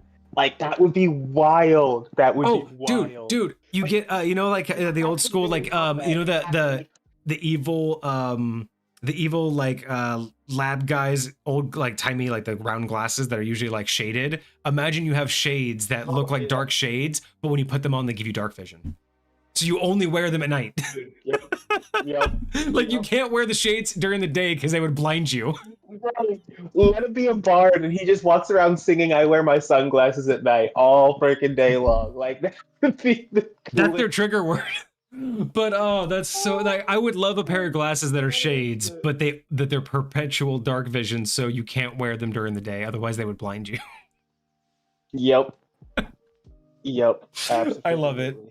Oh man, dude, can you imagine like getting a set of gloves that are like indestructible from the sense of like they can touch any solvent or touch any liquid. So like you basically get like a pair of like they can touch acid, they can touch poison, they can't get wet, like just not indestructible as in you can block like a sword with them, but like truly insoluble gloves. Yes. From a lab assistant. The first rubber gloves in medieval times. Oh, you know what? Oh, I know a practical use for that. You could retrieve things out of a gelatinous cube. Yes. Would you say they could retrieve things out of lava? Yes. I'd be okay with that. Me too. Yeah. Me fucking too. Like that, like something like that would be fucking cool for a trinket. Because again, it's not like it's gonna protect you in battle, but that would be kind of cool. And then there'd be some niche times where it's like they could pick up like maybe like a hot poker, like you know, a glowing piece of metal. You could pick it up if you could do the lava thing. Dude, imagine you're wearing those gloves and someone tries to cast heat metal on your sword. Not today, bro. You're just like, okay, cool. Now I do heat damage. Yes, I think that is such a dope counter. Like I would do that to my players on purpose one time just to see that happen. Bro, like you're carrying this like big old like I just want to see that happen. Let's keep going with this idea, right? We have those gloves, we have the insoluble gloves. No slick boots, meaning you can't be affected by difficult terrain or by slippery terrain. And maybe you can walk on walls that are like a certain, like not 90 degrees up, but maybe like 80. Sure. So like you can walk on very extreme angles and slippery surfaces as if they were normal. So just like super grippy boots. I'm not mad at that. Dude, this is so cool. I love this idea. I love these trinkets. Like I'm just thinking of like all of these cool like medical trinkets that you could do.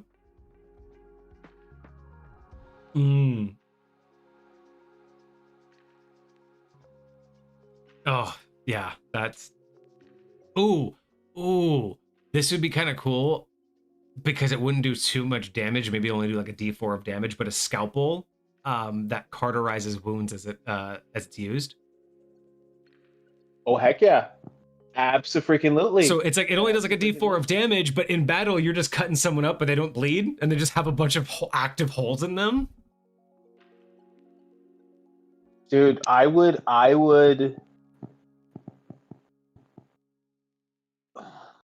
feel like I would allow a scalpel like that. It'll do a D4 of damage and your proficiency modifier of fire damage. Just some static fire damage. Okay, but I like that. It's a small amount. It's a small amount. It starts off at 1, and you get 2 or whatever. But like, yeah. I think that would be cool. I'd mess with it. I'm like, man, what other kind of tools can we make? Dude, all right, that was awesome. I think these like that's another thing I think we should do one of these days is just talk about what we call baby magic. Kind of like you were saying, like a blacksmith that can keep his kiln hot without one of like a bellow or anything like that. Just like like baby, like little things. Because that's basically all that is. It's like a scalpel that'll cauterize a wound, you know, like it's just little baby things. Like I think these were like little uncommon magic items Dude, I think that would even be a cool, just a little creation thing. Just sit around and like create a bunch of uncommon magic items, like real basic things, real little things, things that aren't too crazy, you know. Um, but yeah, no, that's a lot of fun. That's a lot of fun. Yeah. I gotta watch that video soon. So, all right, cool. Well, if you're down, I'm gonna I gotta step away for just a second, but if you want, I could show off some highlights of the video that's currently available for subs only. We won't watch the whole thing, but I'll sift through it. A little piece here and a little piece there. Yeah. Give me 1 second. I'll step away and I'll be right back, and we'll do that. Okay, sounds like a plan. While he does that, I am going to do my best to update the schedule so you hoodlums don't harass me. I'm just kidding. I appreciate you guys always letting me know when I forget to update the schedule. But that's why I'm trying to remember. New window, that's what I need. But yeah. Let's see. Boink. But yeah, no, you have no idea how excited I am that you dropped that fat library on my lap, Des. I am very excited to go through that and see what we can what do you call it?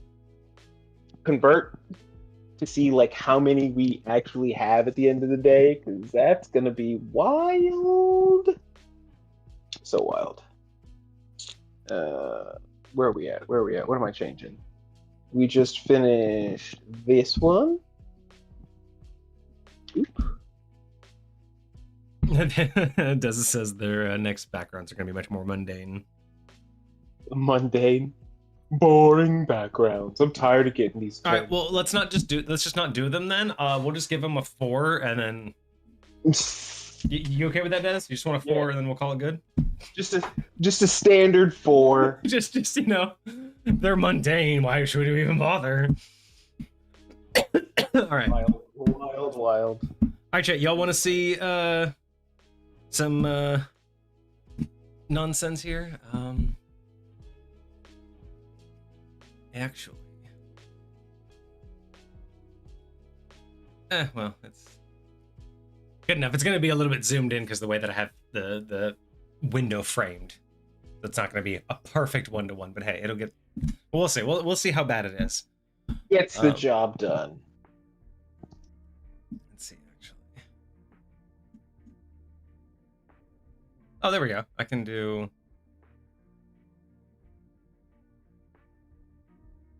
that. That'll be. Yeah, that's the full screen. So there, now everyone can see. The next ones are going to be Carpenter and Ranch Hand. Still think they're solid, but not as fantastical. I mean, Ranch Hand, actually. Getting some animal husbandry right out the gate. That's kind of how I'm feeling. So, I'd be down. Ooh, yeah. All right. So let's do a little bit of looky-loo here for the video. Now, again, audio isn't amazing. Audio still needs to be fixed, and there's maybe a couple little transitions that I'm gonna tighten up a little bit.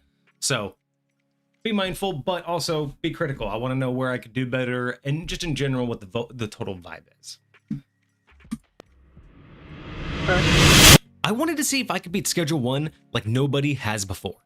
While this game is no stranger to challenge runs, and there are quite a few, there's one exploit I have yet to see anybody use. There are over 550 million firearms in worldwide circulation. That's one firearm for every 12 people on the planet. The only question is, how do we arm the other 11?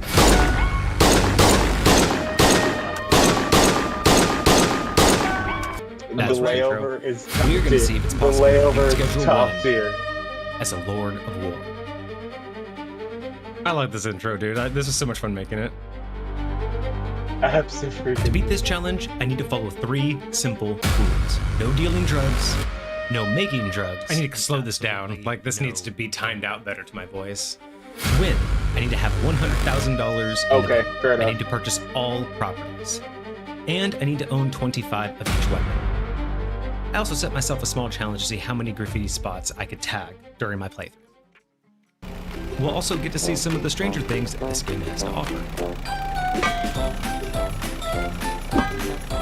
Are you serious? I like the layout of the. Whoa! All right, So putting up that last clip, I didn't actually like. I got this part right here. This is in the video. This one right here of me flipping the car. I don't know what happened, but that didn't make it into the final product of the actual video. So this is the only time you get to see me flipping this particular car. I don't know what happened to it. I tried to find it. How did it happen? How did you flip it? So there's the feature that I found in this game where the drivable vehicles, their collision is only on the side. So if you jump on the hood, it doesn't, or it has collision on the hood in a different way. So when you sit on the hood, you basically just weigh it down with like infinite force. So it'll just slowly like lift up. And then if you get right on the corner, it'll actually just like put all your weight right on the last pixel, and then it'll just flip the vehicle on that axis. That's so wild. That's so wild. Schedule and car physics are weird. Yeah. That's facts. So that was the intro. It just, I love that intro. All right, so new game that it just goes into. That's very clean. There, quick little intro. We will skip the prologue. So I kind of like this. So this was actually an accident, but new game, because I was just sitting here, just like, okay, I'm just gonna, show the beginning, and then I had to cut out the video because I ended up originally keeping in the prologue, and then I was like, no one wants to see the prologue that's seen it 1,000 times. If you're looking for videos like this, like it's just gonna be a thing. So I wanted to take it out, but I accidentally edited too much of the video. But then when I watched it back, it was just kind of funny that it's like, I'm going to skip the prologue, game starts. So like it was a mistake that I kept in because I thought it was actually kind of funny how it hits. There, Lord of War 8. That's clean. We will skip the prologue. We will skip the prologue, and then we're in the game. Like, all right, bye. Again, I don't know if those kind of things will make people will like that kind of shit or not. All right. But I mean, like, that's the whole vibe. It's like, you like that shit. Yeah, I thought it was funny. Heck yes. Heck yes. So the funny part about this whole thing too is this is not like any other YouTube video out there. That's another thing. Again, MisfitGamersStudios, right? I am 100% full sending this because this is a 22-minute, 29-second video. I want you to understand that. So right now you saw the intro. We are now officially 2 minutes 57 seconds in. That was just the intro of the show of the entire thing. So we are going to spend from here until about 20 more minutes. 15 minutes. So we are going to spend so we just spent 2 minutes in the intro. It's a 22-minute video, and we're going to spend the next 13 minutes on just the first in-game week of gameplay. Oh, wow. Because the way I was like doing the video is I was trying to tell the story, I was trying to use in-game footage, but at one point I was like, man, this is going to be like a 45-minute episode, and I really didn't want to tell it like that slowly, so I was trying to find a way to cut forward, and I found a nice spot where I could just kind of change the pace of the video. So right at that 15-minute mark, the pace of the video drastically changes, and it's kind of cool. Again, it's just not what people are going to expect, right? Okay. So it's like, I have some gameplay footage. Drugs. So the whole point's going to be figuring out whether... So this is all just in-game. This is me talking while I was streaming. Situated and buy property. And then, so I'm just checking on things. I check to see if I could buy property. We know what we can do. I just need to go get a bat, and we can start. Then I do some narration, it's gonna be a lot of mugging people and mugging cops for their weapons until I can get to a point where I can buy a property, and then it's just gonna be rinse and repeat over and over and over again. But you know what? That's what we're here for. Oh, and I can also do one of those. So here's like one of the first narrations coming up. Because this is all in-game, in like business. The recording so far. So this is two quick failed attempts to pickpocket. I had another ATM before I got the opportunity to secure my first weapon. So I'm kind of going on that, right? So it's like using the footage where I was actually talking live on stream and then doing those like narrative overlays. doing the things you were narratively talking about. So this is like one of the funnier parts. Like this is kind of one of those like interesting directions I had to figure out how to tell this part of the story. Oh boy. I knew that I couldn't take them all at once, so I needed to figure out a way to get one isolated. No, come here. Stop. No. I need you to not be with your buddy. Getting in his way wasn't really working, though he did eventually search me, which was all the delay I needed.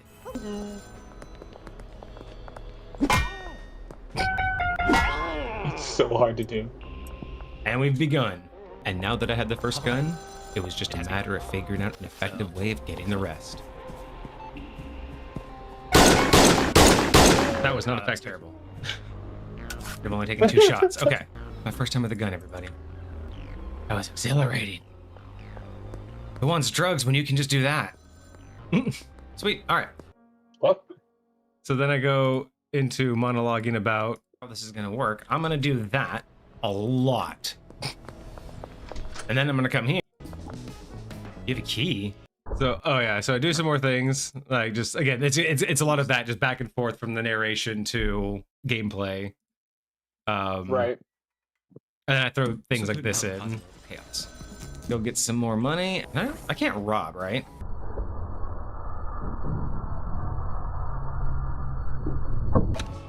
No.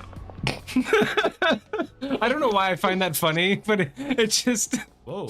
I was like, what am I supposed to do with this clip? And I'm just like, I just want her just to seem like she's just like in shock, because she just goes, whoa, when I pull a gun out on her. So I wanted it to like feel something. So I just did that little like slow-mo black and white, and I just thought that was like, okay, that hit.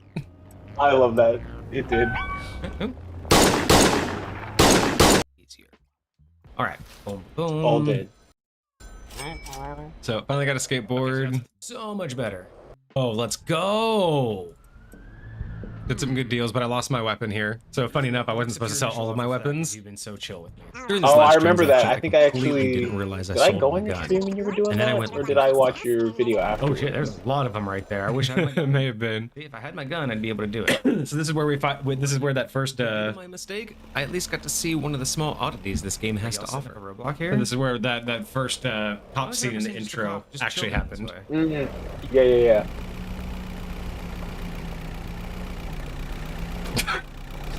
Drove right the fuck off. Did you ever use that flying trick that used to work? No, you can't, because you have to have drugs. They meant to do that, everybody. You have to have a certain drug combination in order to fly. So I never could, because can we give them a push? Oh, it was a drug? I thought you just jumped in the thing. You don't have anything on you. No, it was specific for drugs. Did you try to run me over? Try as I might. Was different. So yeah, so this part is where the story, so it's like we're 8 minutes in, and this is where like the story starts to change, right? So at first it was like, hey, here's the process, I'm gonna go beat up all the cops, here I'm fucking around, like, so that's where we are in the story. But at this point, I mentioned this right here. I went about my day attempting to get more weapons for trade, but something was different. You don't have anything on you. Damn. So I like that. I said, I was like, something felt different. And then in the actual recording, I actually pointed out, like, you don't have anything. So I go on to mention that it takes me a full in-game week to figure out that they're not spawning weapons anymore. Yeah. I remember. Yeah, you and I talked about this at some point. So I had to go through. Or not. So I was, so now we're at, what is it? So a minute and a half of me talking about how I went in a whole in-game week with not having any weapons, right? So I was literally just grinding out, killing cops, couldn't find a new weapon. So this is kind of where the shift happens in the magazines. At this point, my lack of game knowledge made it impossible to progress in this challenge. It took me an entire in-game week to finally find the exploit that I was looking for. During which time, there was plenty of chaos. Shit, no, there was 2. Drop for that. Unnecessary violence. Unnecessary violence. Unnecessary. I found out I wouldn't be able to own the sweatshop this run. No, I don't. Yeah, without progressing the story far enough with drugs, I can't actually get that property. What about the room?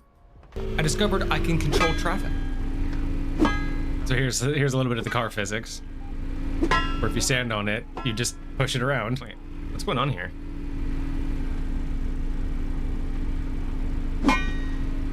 That's so crazy. That's so crazy. So now I'm on the backside of it, just Well, fascinating. Went a little bit crazy waiting for the weapons to respawn. Can I just have a body in here? Can I just have a body in here? I don't think you're allowed to, but you know what? Why not give it a try? oh my gosh. I did say I went a little crazy. Well, smash. Get in there. Does that work? No, I cannot get rid of the person. But then it was back to business. So I attempted to progress the story. Day 7, the game. So we'll do a test. I'm gonna come. That's so funny. All right, so this is where I finally. Let's go! All right, we have figured it out. Finally figured out how to get the cycle going again. And now that I had my problem solved, all I needed was an effective strategy. The rooftop would prove to be a very useful strategy for quite some time. Wave after wave, every single day, climb up the stairs right into me. The only problem, it didn't get every cop's attention. But for now, I pick up the first property. Hey, don't you leave? Okay, I was gonna say, don't.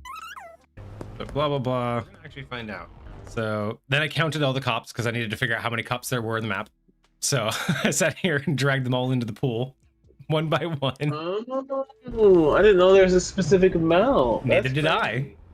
So this is me just dragging them into the pool all day until I could figure out. You go in the pool. All right, number 9 and 10. Here we go. So there's 10 total that spawn each day. That's 10.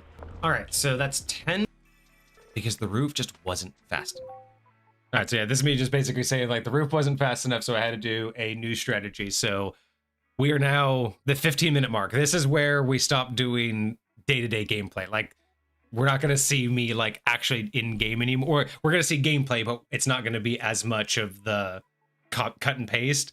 Suddenly we're going to go from this to like speed running the rest of the video, which is kind of funny. After a few in-game days of optimizing, like time lapse or whatever. Yeah, there's going to be a lot more like jump cuts and not as much like, 'cause it just took me so long. I'm like, I don't want this to be a 45-minute video. But this is another part that I think I've shown you guys. This was one of the other drafts that I had posted in Discord. Is what I had learned. Here's the entire map of Schedule 1. But we're only interested in this part. Each day, the police have a very predictable pattern. From the motel, making your way straight into the main street, you will find the first cop car. If you're lucky, nearby NPCs will call a second vehicle. Shortly after taking these out, at 10 a.m., up to 4 police will leave the police station. And to finish it off, the remaining 2 patrols are positioned as road guards, here and here. Making this loop the most effective in the entire run, collecting all 10 weapons before 11 a.m. Montage time. So, I'm curious, are those, is that map, is that an in-game map, or is that something that you created?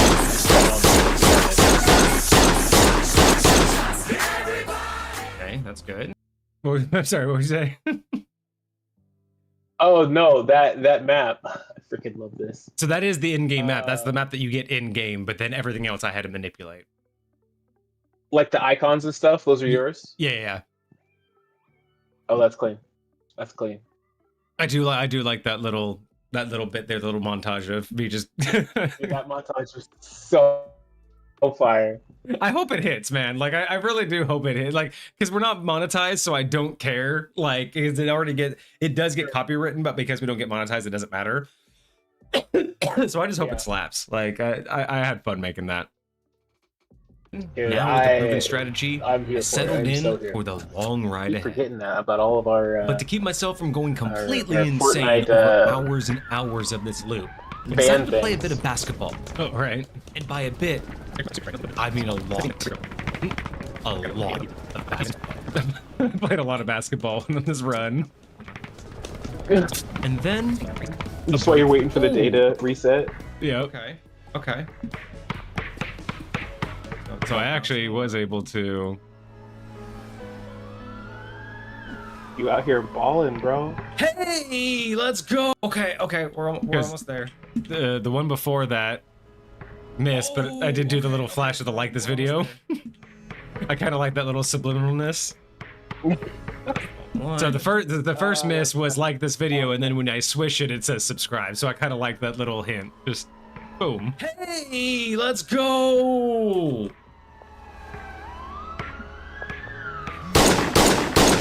Oh, that's tight. Hell yeah. I soon came to realize my plan had one fatal flaw.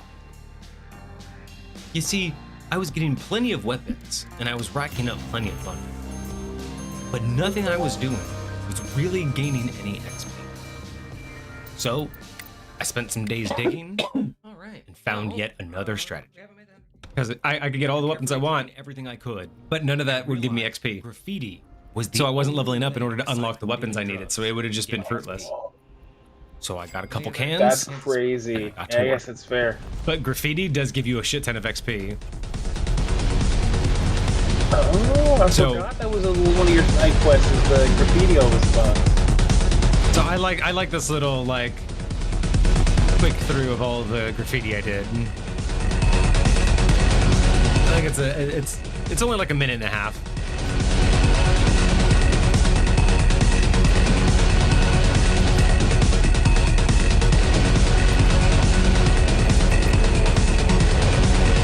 But it's kind of nice if you know the game and you know where all these locations are, so it's just kind of cool to like see a speed run of trying to. Like, are these like standard graffiti spots?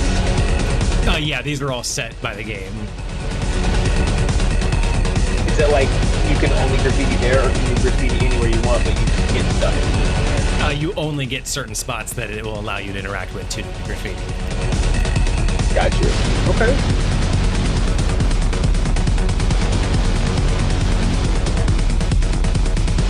Do all this in one day?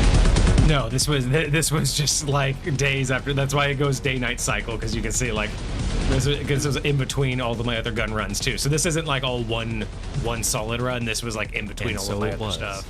For 55 days. For a revolver, I need $25,000. That's so wild. I did 55 in-game days of collecting weapons and doing graffiti. So much money. And I finally unlocked the revolver.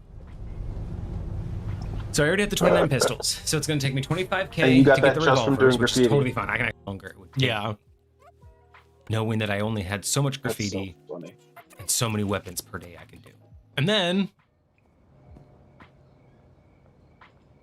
so level 50 or day 56, I went to go finally buy all the weapons. On day 56, I finally picked up all of the revolvers and continued the grind. And just like that, all of my hard work, all of those hours, gone. I was able to scrape by 2 final clips.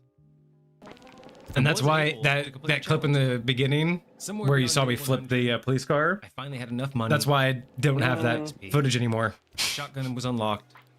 Sold off my stock. Sucks so hard. I don't have the footage of me buying all the properties, so it's like I do have all the properties. In my voice in this last clip, just how excited I am. But I do like this part where I'm just like, I finally got them all. Sold off my stock. And then this thing I say, I finally got 25. You can hear it in my voice in this last clip, just how excited I was. But there we have it. It only took, I don't even know how long. Oh, you can hear it in my voice how excited I was. Oh, there we have it. 25 shotguns. 25 revolvers. God bless America, dude. 25 pistols. And the funny part is, like, I only have these last clips because I had pulled them early. And there you have it. Thinking that they would be, like, part of my intro or something, or part of, like, a teaser. So I was lucky that I just had these random-ass clips. Dude, do you even know what caused that? That's so crazy. The Lord of War. It's just because it was so big? Yeah, I had so many files that CapCut just failed at some point, and I lost a lot of my files, but it's done. And you know what? It's a video.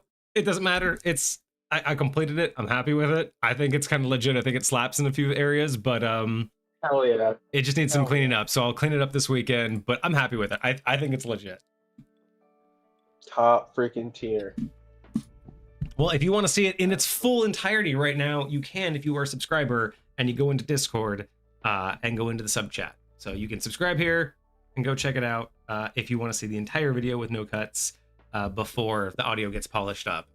But that should be out hopefully next week. I should only take me like an hour to clean everything up, but I'm hoping to get it next week. It just depends on how much effort I want to put into the thumbnail. True that. Dude, that's sick. That's really sick. I'm hyped for it, dude. I think it went really well. I think the pacing is gonna be good.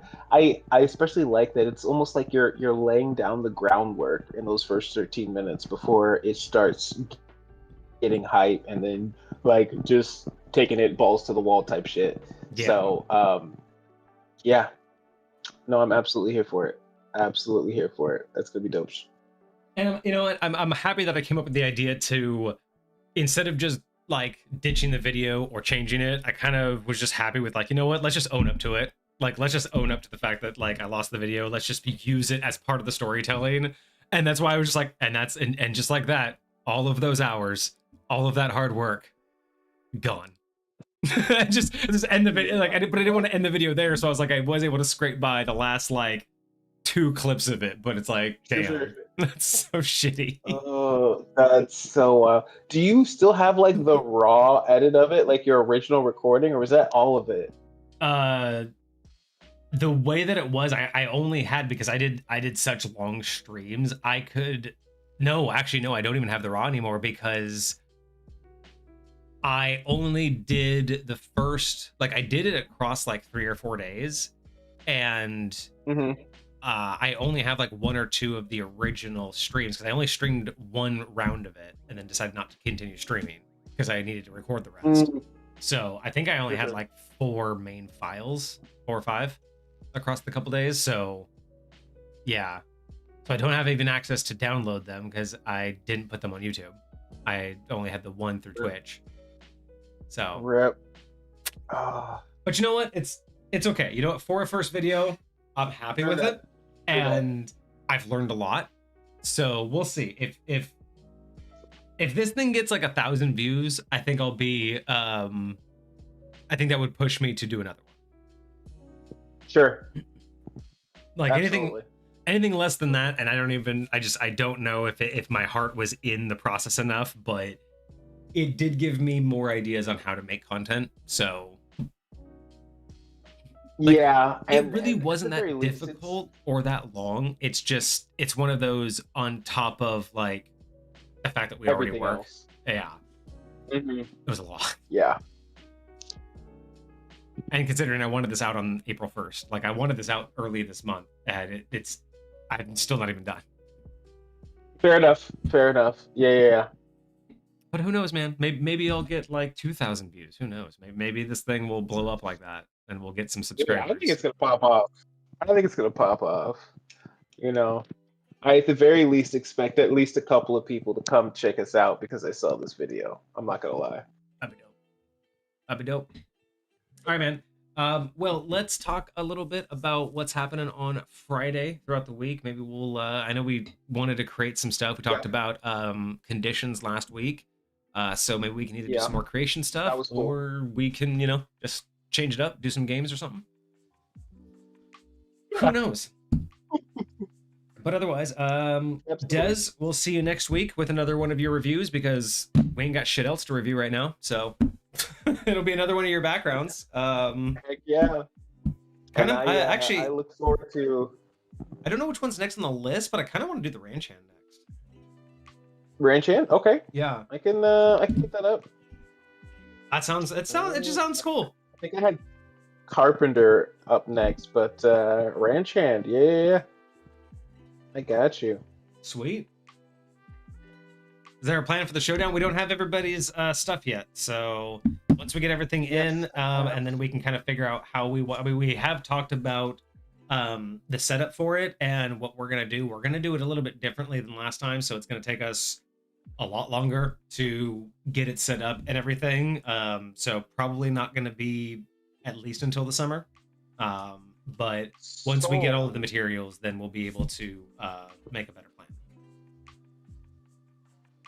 So have you given me what you put up for the for the showdown? Because I have the submission from Hecate for his showdown piece, but well, now that you've got all my subclasses, you could mix it up if you. That's true.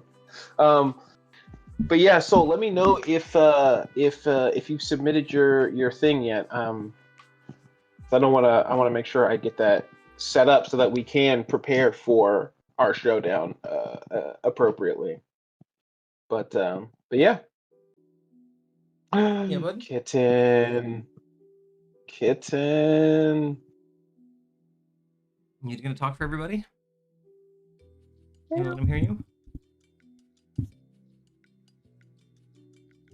No. I see you. I see you. I see you, bro.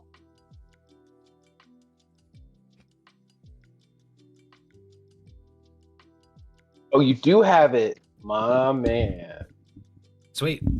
Yeah. So probably, yeah, I would not expect it before the summer. Because we have a lot to plan for that, especially because we have the Sympathum next month, and then we have a couple other projects that we're trying to do. So yeah, we will let you know though.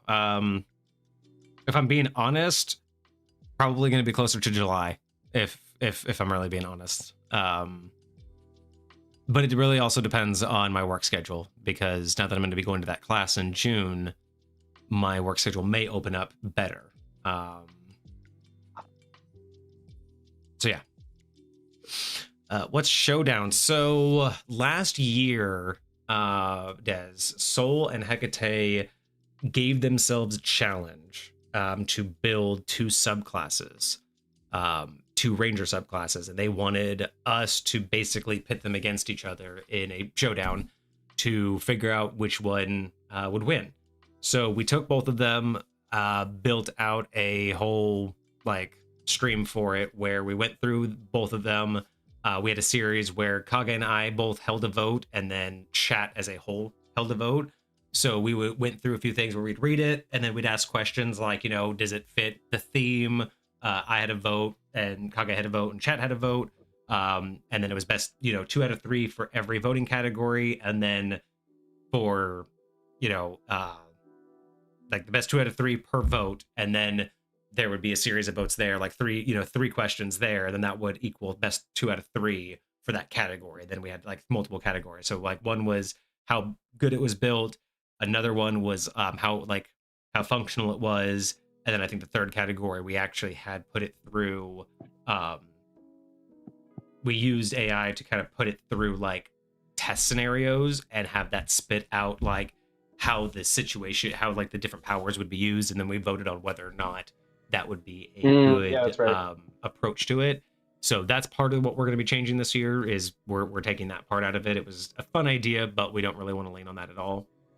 So this time around, we've been discussing some ideas on how we're going to do that, but it's going to follow the same model. So we'll take them in, we'll figure, you know, we'll format them how we have to, we'll figure out how they feel. And so the idea is that it'll kind of have 3 phases. So phase 1 is like the design phase. So we'll review them each side by side. So we'll read like description, and then we'll go through like the abilities, the powers, and all of that kind of side by side to get a feel for what they are.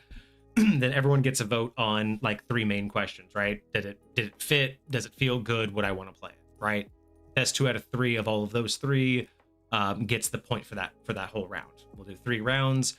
The final round, not being AI, will probably be more or less, we're thinking about how we're going to do this, on whether or not we're going to do something similar where we develop situations for the subclasses to handle. We may give those situations back to the authors, and they may respond with how they would do it. Almost or all they would, yeah. yeah, or we might do something more along the lines of put a situation that we can calculate, like hard calculate, and then see how each one would actually calculate out, right? So, you know, there's you're the you're the second of 3 of your party's initiative. This is going to happen before you, and it's going to happen after. Which of your abilities would best, you know, like complement the situation, right? Like how would you, like it's, you know, the final BBG fight or something, right? So things like that, scenarios in which they'll either offer up or we'll be able to hard calculate the effect of the character. And again, it'll just be a voting system. So it's best 2 out of 3 for each vote, and then there'll be 3 votes for each category, and then so it's best 2 out of 3, best 2 out of 3, best 2 out of 3. So at that point, we are as separated as hosts as possible. We each get our own individual vote, but that is going to be broken by chat, which is a conglomerate vote. So everyone in chat will also vote, but it is going to be the majority that wins. So I feel like that is the safest and like most level set way for us to be able to judge the creations. Agreed. Yeah, the stories were actually really cool, but yeah, we're you know, as a brand, we kind of have to take a stand, you know, on the whole AI thing, and as a brand, we are on the side of protecting content creators. So the use of AI has been phased out pretty much for everything that we've done, except for the YouTube channel. There are still a few AI thumbnails that we had that will eventually be phased out once I can either learn. Hopefully, I can learn how to make YouTube thumbnails with this video. Or I'll just hire somebody to go through our previous ones and swap them out real quick. But yeah, just, you know, just trying to recognize and, you know, recognize the responsibility. So I'd rather not utilize like generative AI anymore for the brand purposes. So that's why we want to revamp it. That's why it's going to take us a little bit longer, because we want it to have the same effect. We want it to feel just as good, but we also want it to feel authentic and us, and be more of us involved instead of it relying on a fabricated story from something that doesn't understand where we're all coming from. So that's part of the reason why we needed to have both of them before we can make any decisions, because we need to see how they're laid out, how they sound, and we also want to make sure that the scenarios that we choose aren't going to biasly favor one, right? Like if one naturally does more damage than the other, and then we give it a scenario purely based on damage, then it's going to be obvious which one's going to win. But if we put it in a scenario where they both equally have a chance, that's when we can let chat decide, right? Like this one can do damage, but this one can do a debuff. Both have the same outcome. So therefore, which feels like it worked out better is kind of the direction we want to go. We want to highlight each of them equally for what they can do, but also equally for how they can respond to each situation. So I forgot wholly how we did it, but because I remember to a certain extent, like when we actually did the showdown itself, I think I chose one to represent, and then you chose one to represent, as in the sense that we were presenting it to the audience. Yeah, so I wasn't reading everything. So I would read like the first description, you read the second description, and I think that's what we did, right? Because that way we like split up. I thought it was like I took one of the subclasses and you took another subclass, and you read everything for that subclass, and then I read everything for this subclass. Yeah, that's what I mean. Is I just I thought we went like back and forth with that, but yeah, we each represented. Yeah, we did. Yes.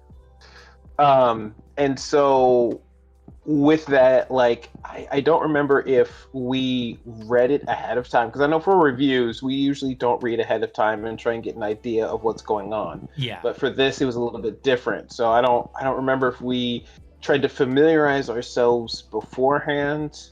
Oh yeah, no, we were definitely well versed on this, because this was definitely not the tradition, because we had to put it through all the ringers. We had to make sure that everything sounded right. And then we also have to talk about visuals, because we definitely want to upgrade the visuals, but I liked what we did, but I want to upgrade them and make them easier to view. So yeah, we'll do all of that. But I do like that actually real quick too. Des, if you haven't seen it, I will actually go grab the video link real quick, and then we can pop out of here. Subclass Showdown. There it is. When was this? Greetings, gamers, and oh, this is actually the edited one too. This is the edited version. So, that's right. I forgot we edited that one. All right, so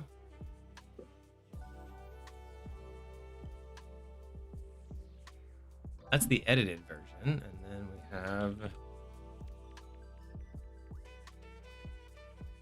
boom.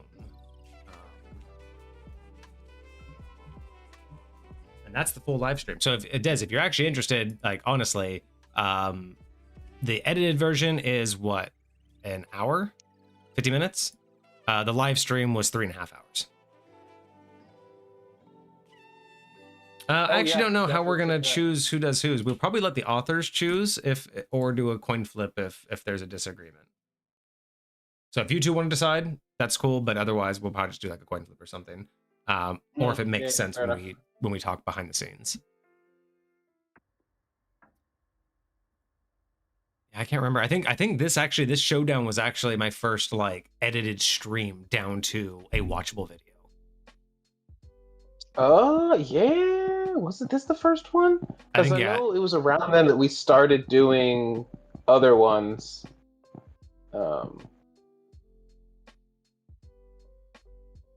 Yeah, I'm actually clicking through it. I'm trying to figure out. I think it was Hecate that won? Yeah, Hecate won 3-1. But it was wasn't it like so close? No, it was well, I don't know. I mean, it was 3-1, so Hecate won 3 category, got 3 votes out of, and Soul only got 1 vote. So out of the oh yeah, that's right, because we did 4 categories and then we had a potential tiebreaker. That we never got to. Yeah, that's right. Didn't we like just do the tiebreaker just to do it? I think so. I think we ended up doing the tiebreaker just as a benefit. But I do remember, having the prizes were let's go. No, there. Oh.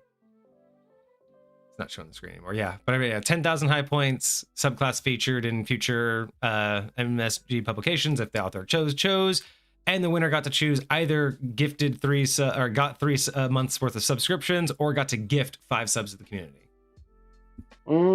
That's right. Which they gifted 5 subs. That was really cool. That was really cool. Yeah. And we'll probably do something similar. We'll probably do like same. Maybe we'll up it to 50,000 high points. I don't know.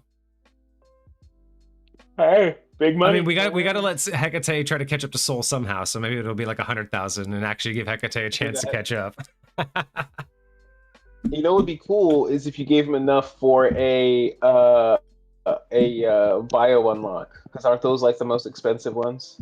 Yeah, but these are high points. These aren't channel points. I can't gift channel points. These are rip. Yeah, these are ones that we have yet to use, but for like giveaways and raffles and stuff. Got you. All right, y'all. Well, we're gonna end it there. We'll be back next Monday with another background review from Dez. We might do a subclass, but I don't know if Kage will be able to convert it in time. So probably another background. Well, there's already a subclass that they have in there. Oh, okay. So if we really want to do a subclass, we can do the Way of the Snake Lord, because that one's still in there. Let's see how the week goes, and if we get closer to the weekend and we're vibing with it, great. If not, and it's been a week, maybe we'll do another easy Monday. They're not bad. For sure. And then we'll be back on Friday. Yeah. Third caster. Hopefully I'll have a count for you, is I want to count how many submissions we now have from devs, because that'll be interesting to know exactly how many different reviews we're going to do. That would be so mean. We have this library. Soul wants to give us an IRL word ban during the showdown, and they want to make it subclass. Oh my gosh. Then we just need to change sub for something else. We'll call it underclass. Yep. All right, guys, for this underclass that we're going to be doing today. All right, this creation that they made. Yes, this thingy. this submission. So for this submission, Exactly. there are 18 ranked items. We've reviewed 18 items. 18 Des items? Just in general, Des just said the leaderboard says that there are 18 ranked items.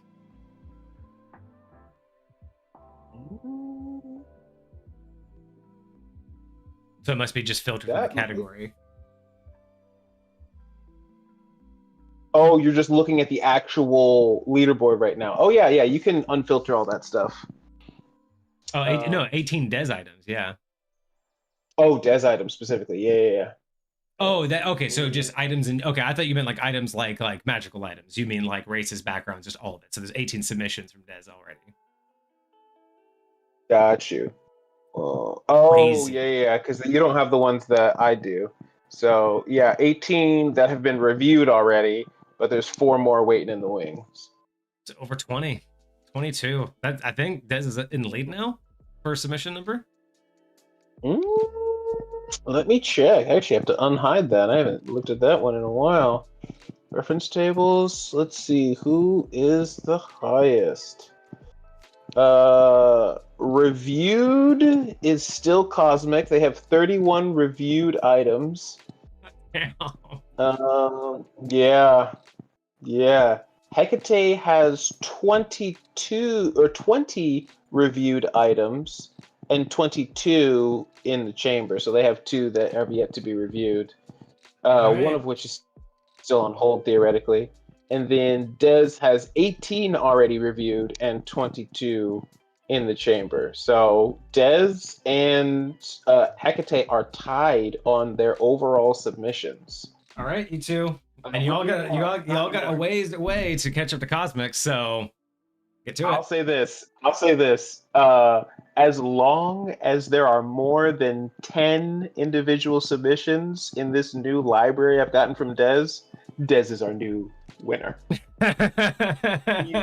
he's easily overtaken Cosmic in submission numbers with this. Like, I'm just scrolling through the table of contents and there's already 10 things right there. All right, well, there you go. Y'all are wild. Crazy. You can go hide again. All right. Well, I think that's gonna be us for today. Thank you guys for showing up. It's been a pleasure. Des, thank you again for all the submissions, all of you. Keep them coming. We really do appreciate it. But yeah, we'll be back on Friday. So have a good night. I hope you guys had a fantastic weekend. I hope you have a great week ahead of you, and we will be back in a couple days. Cheers. Absolutely. Deuces, my friends.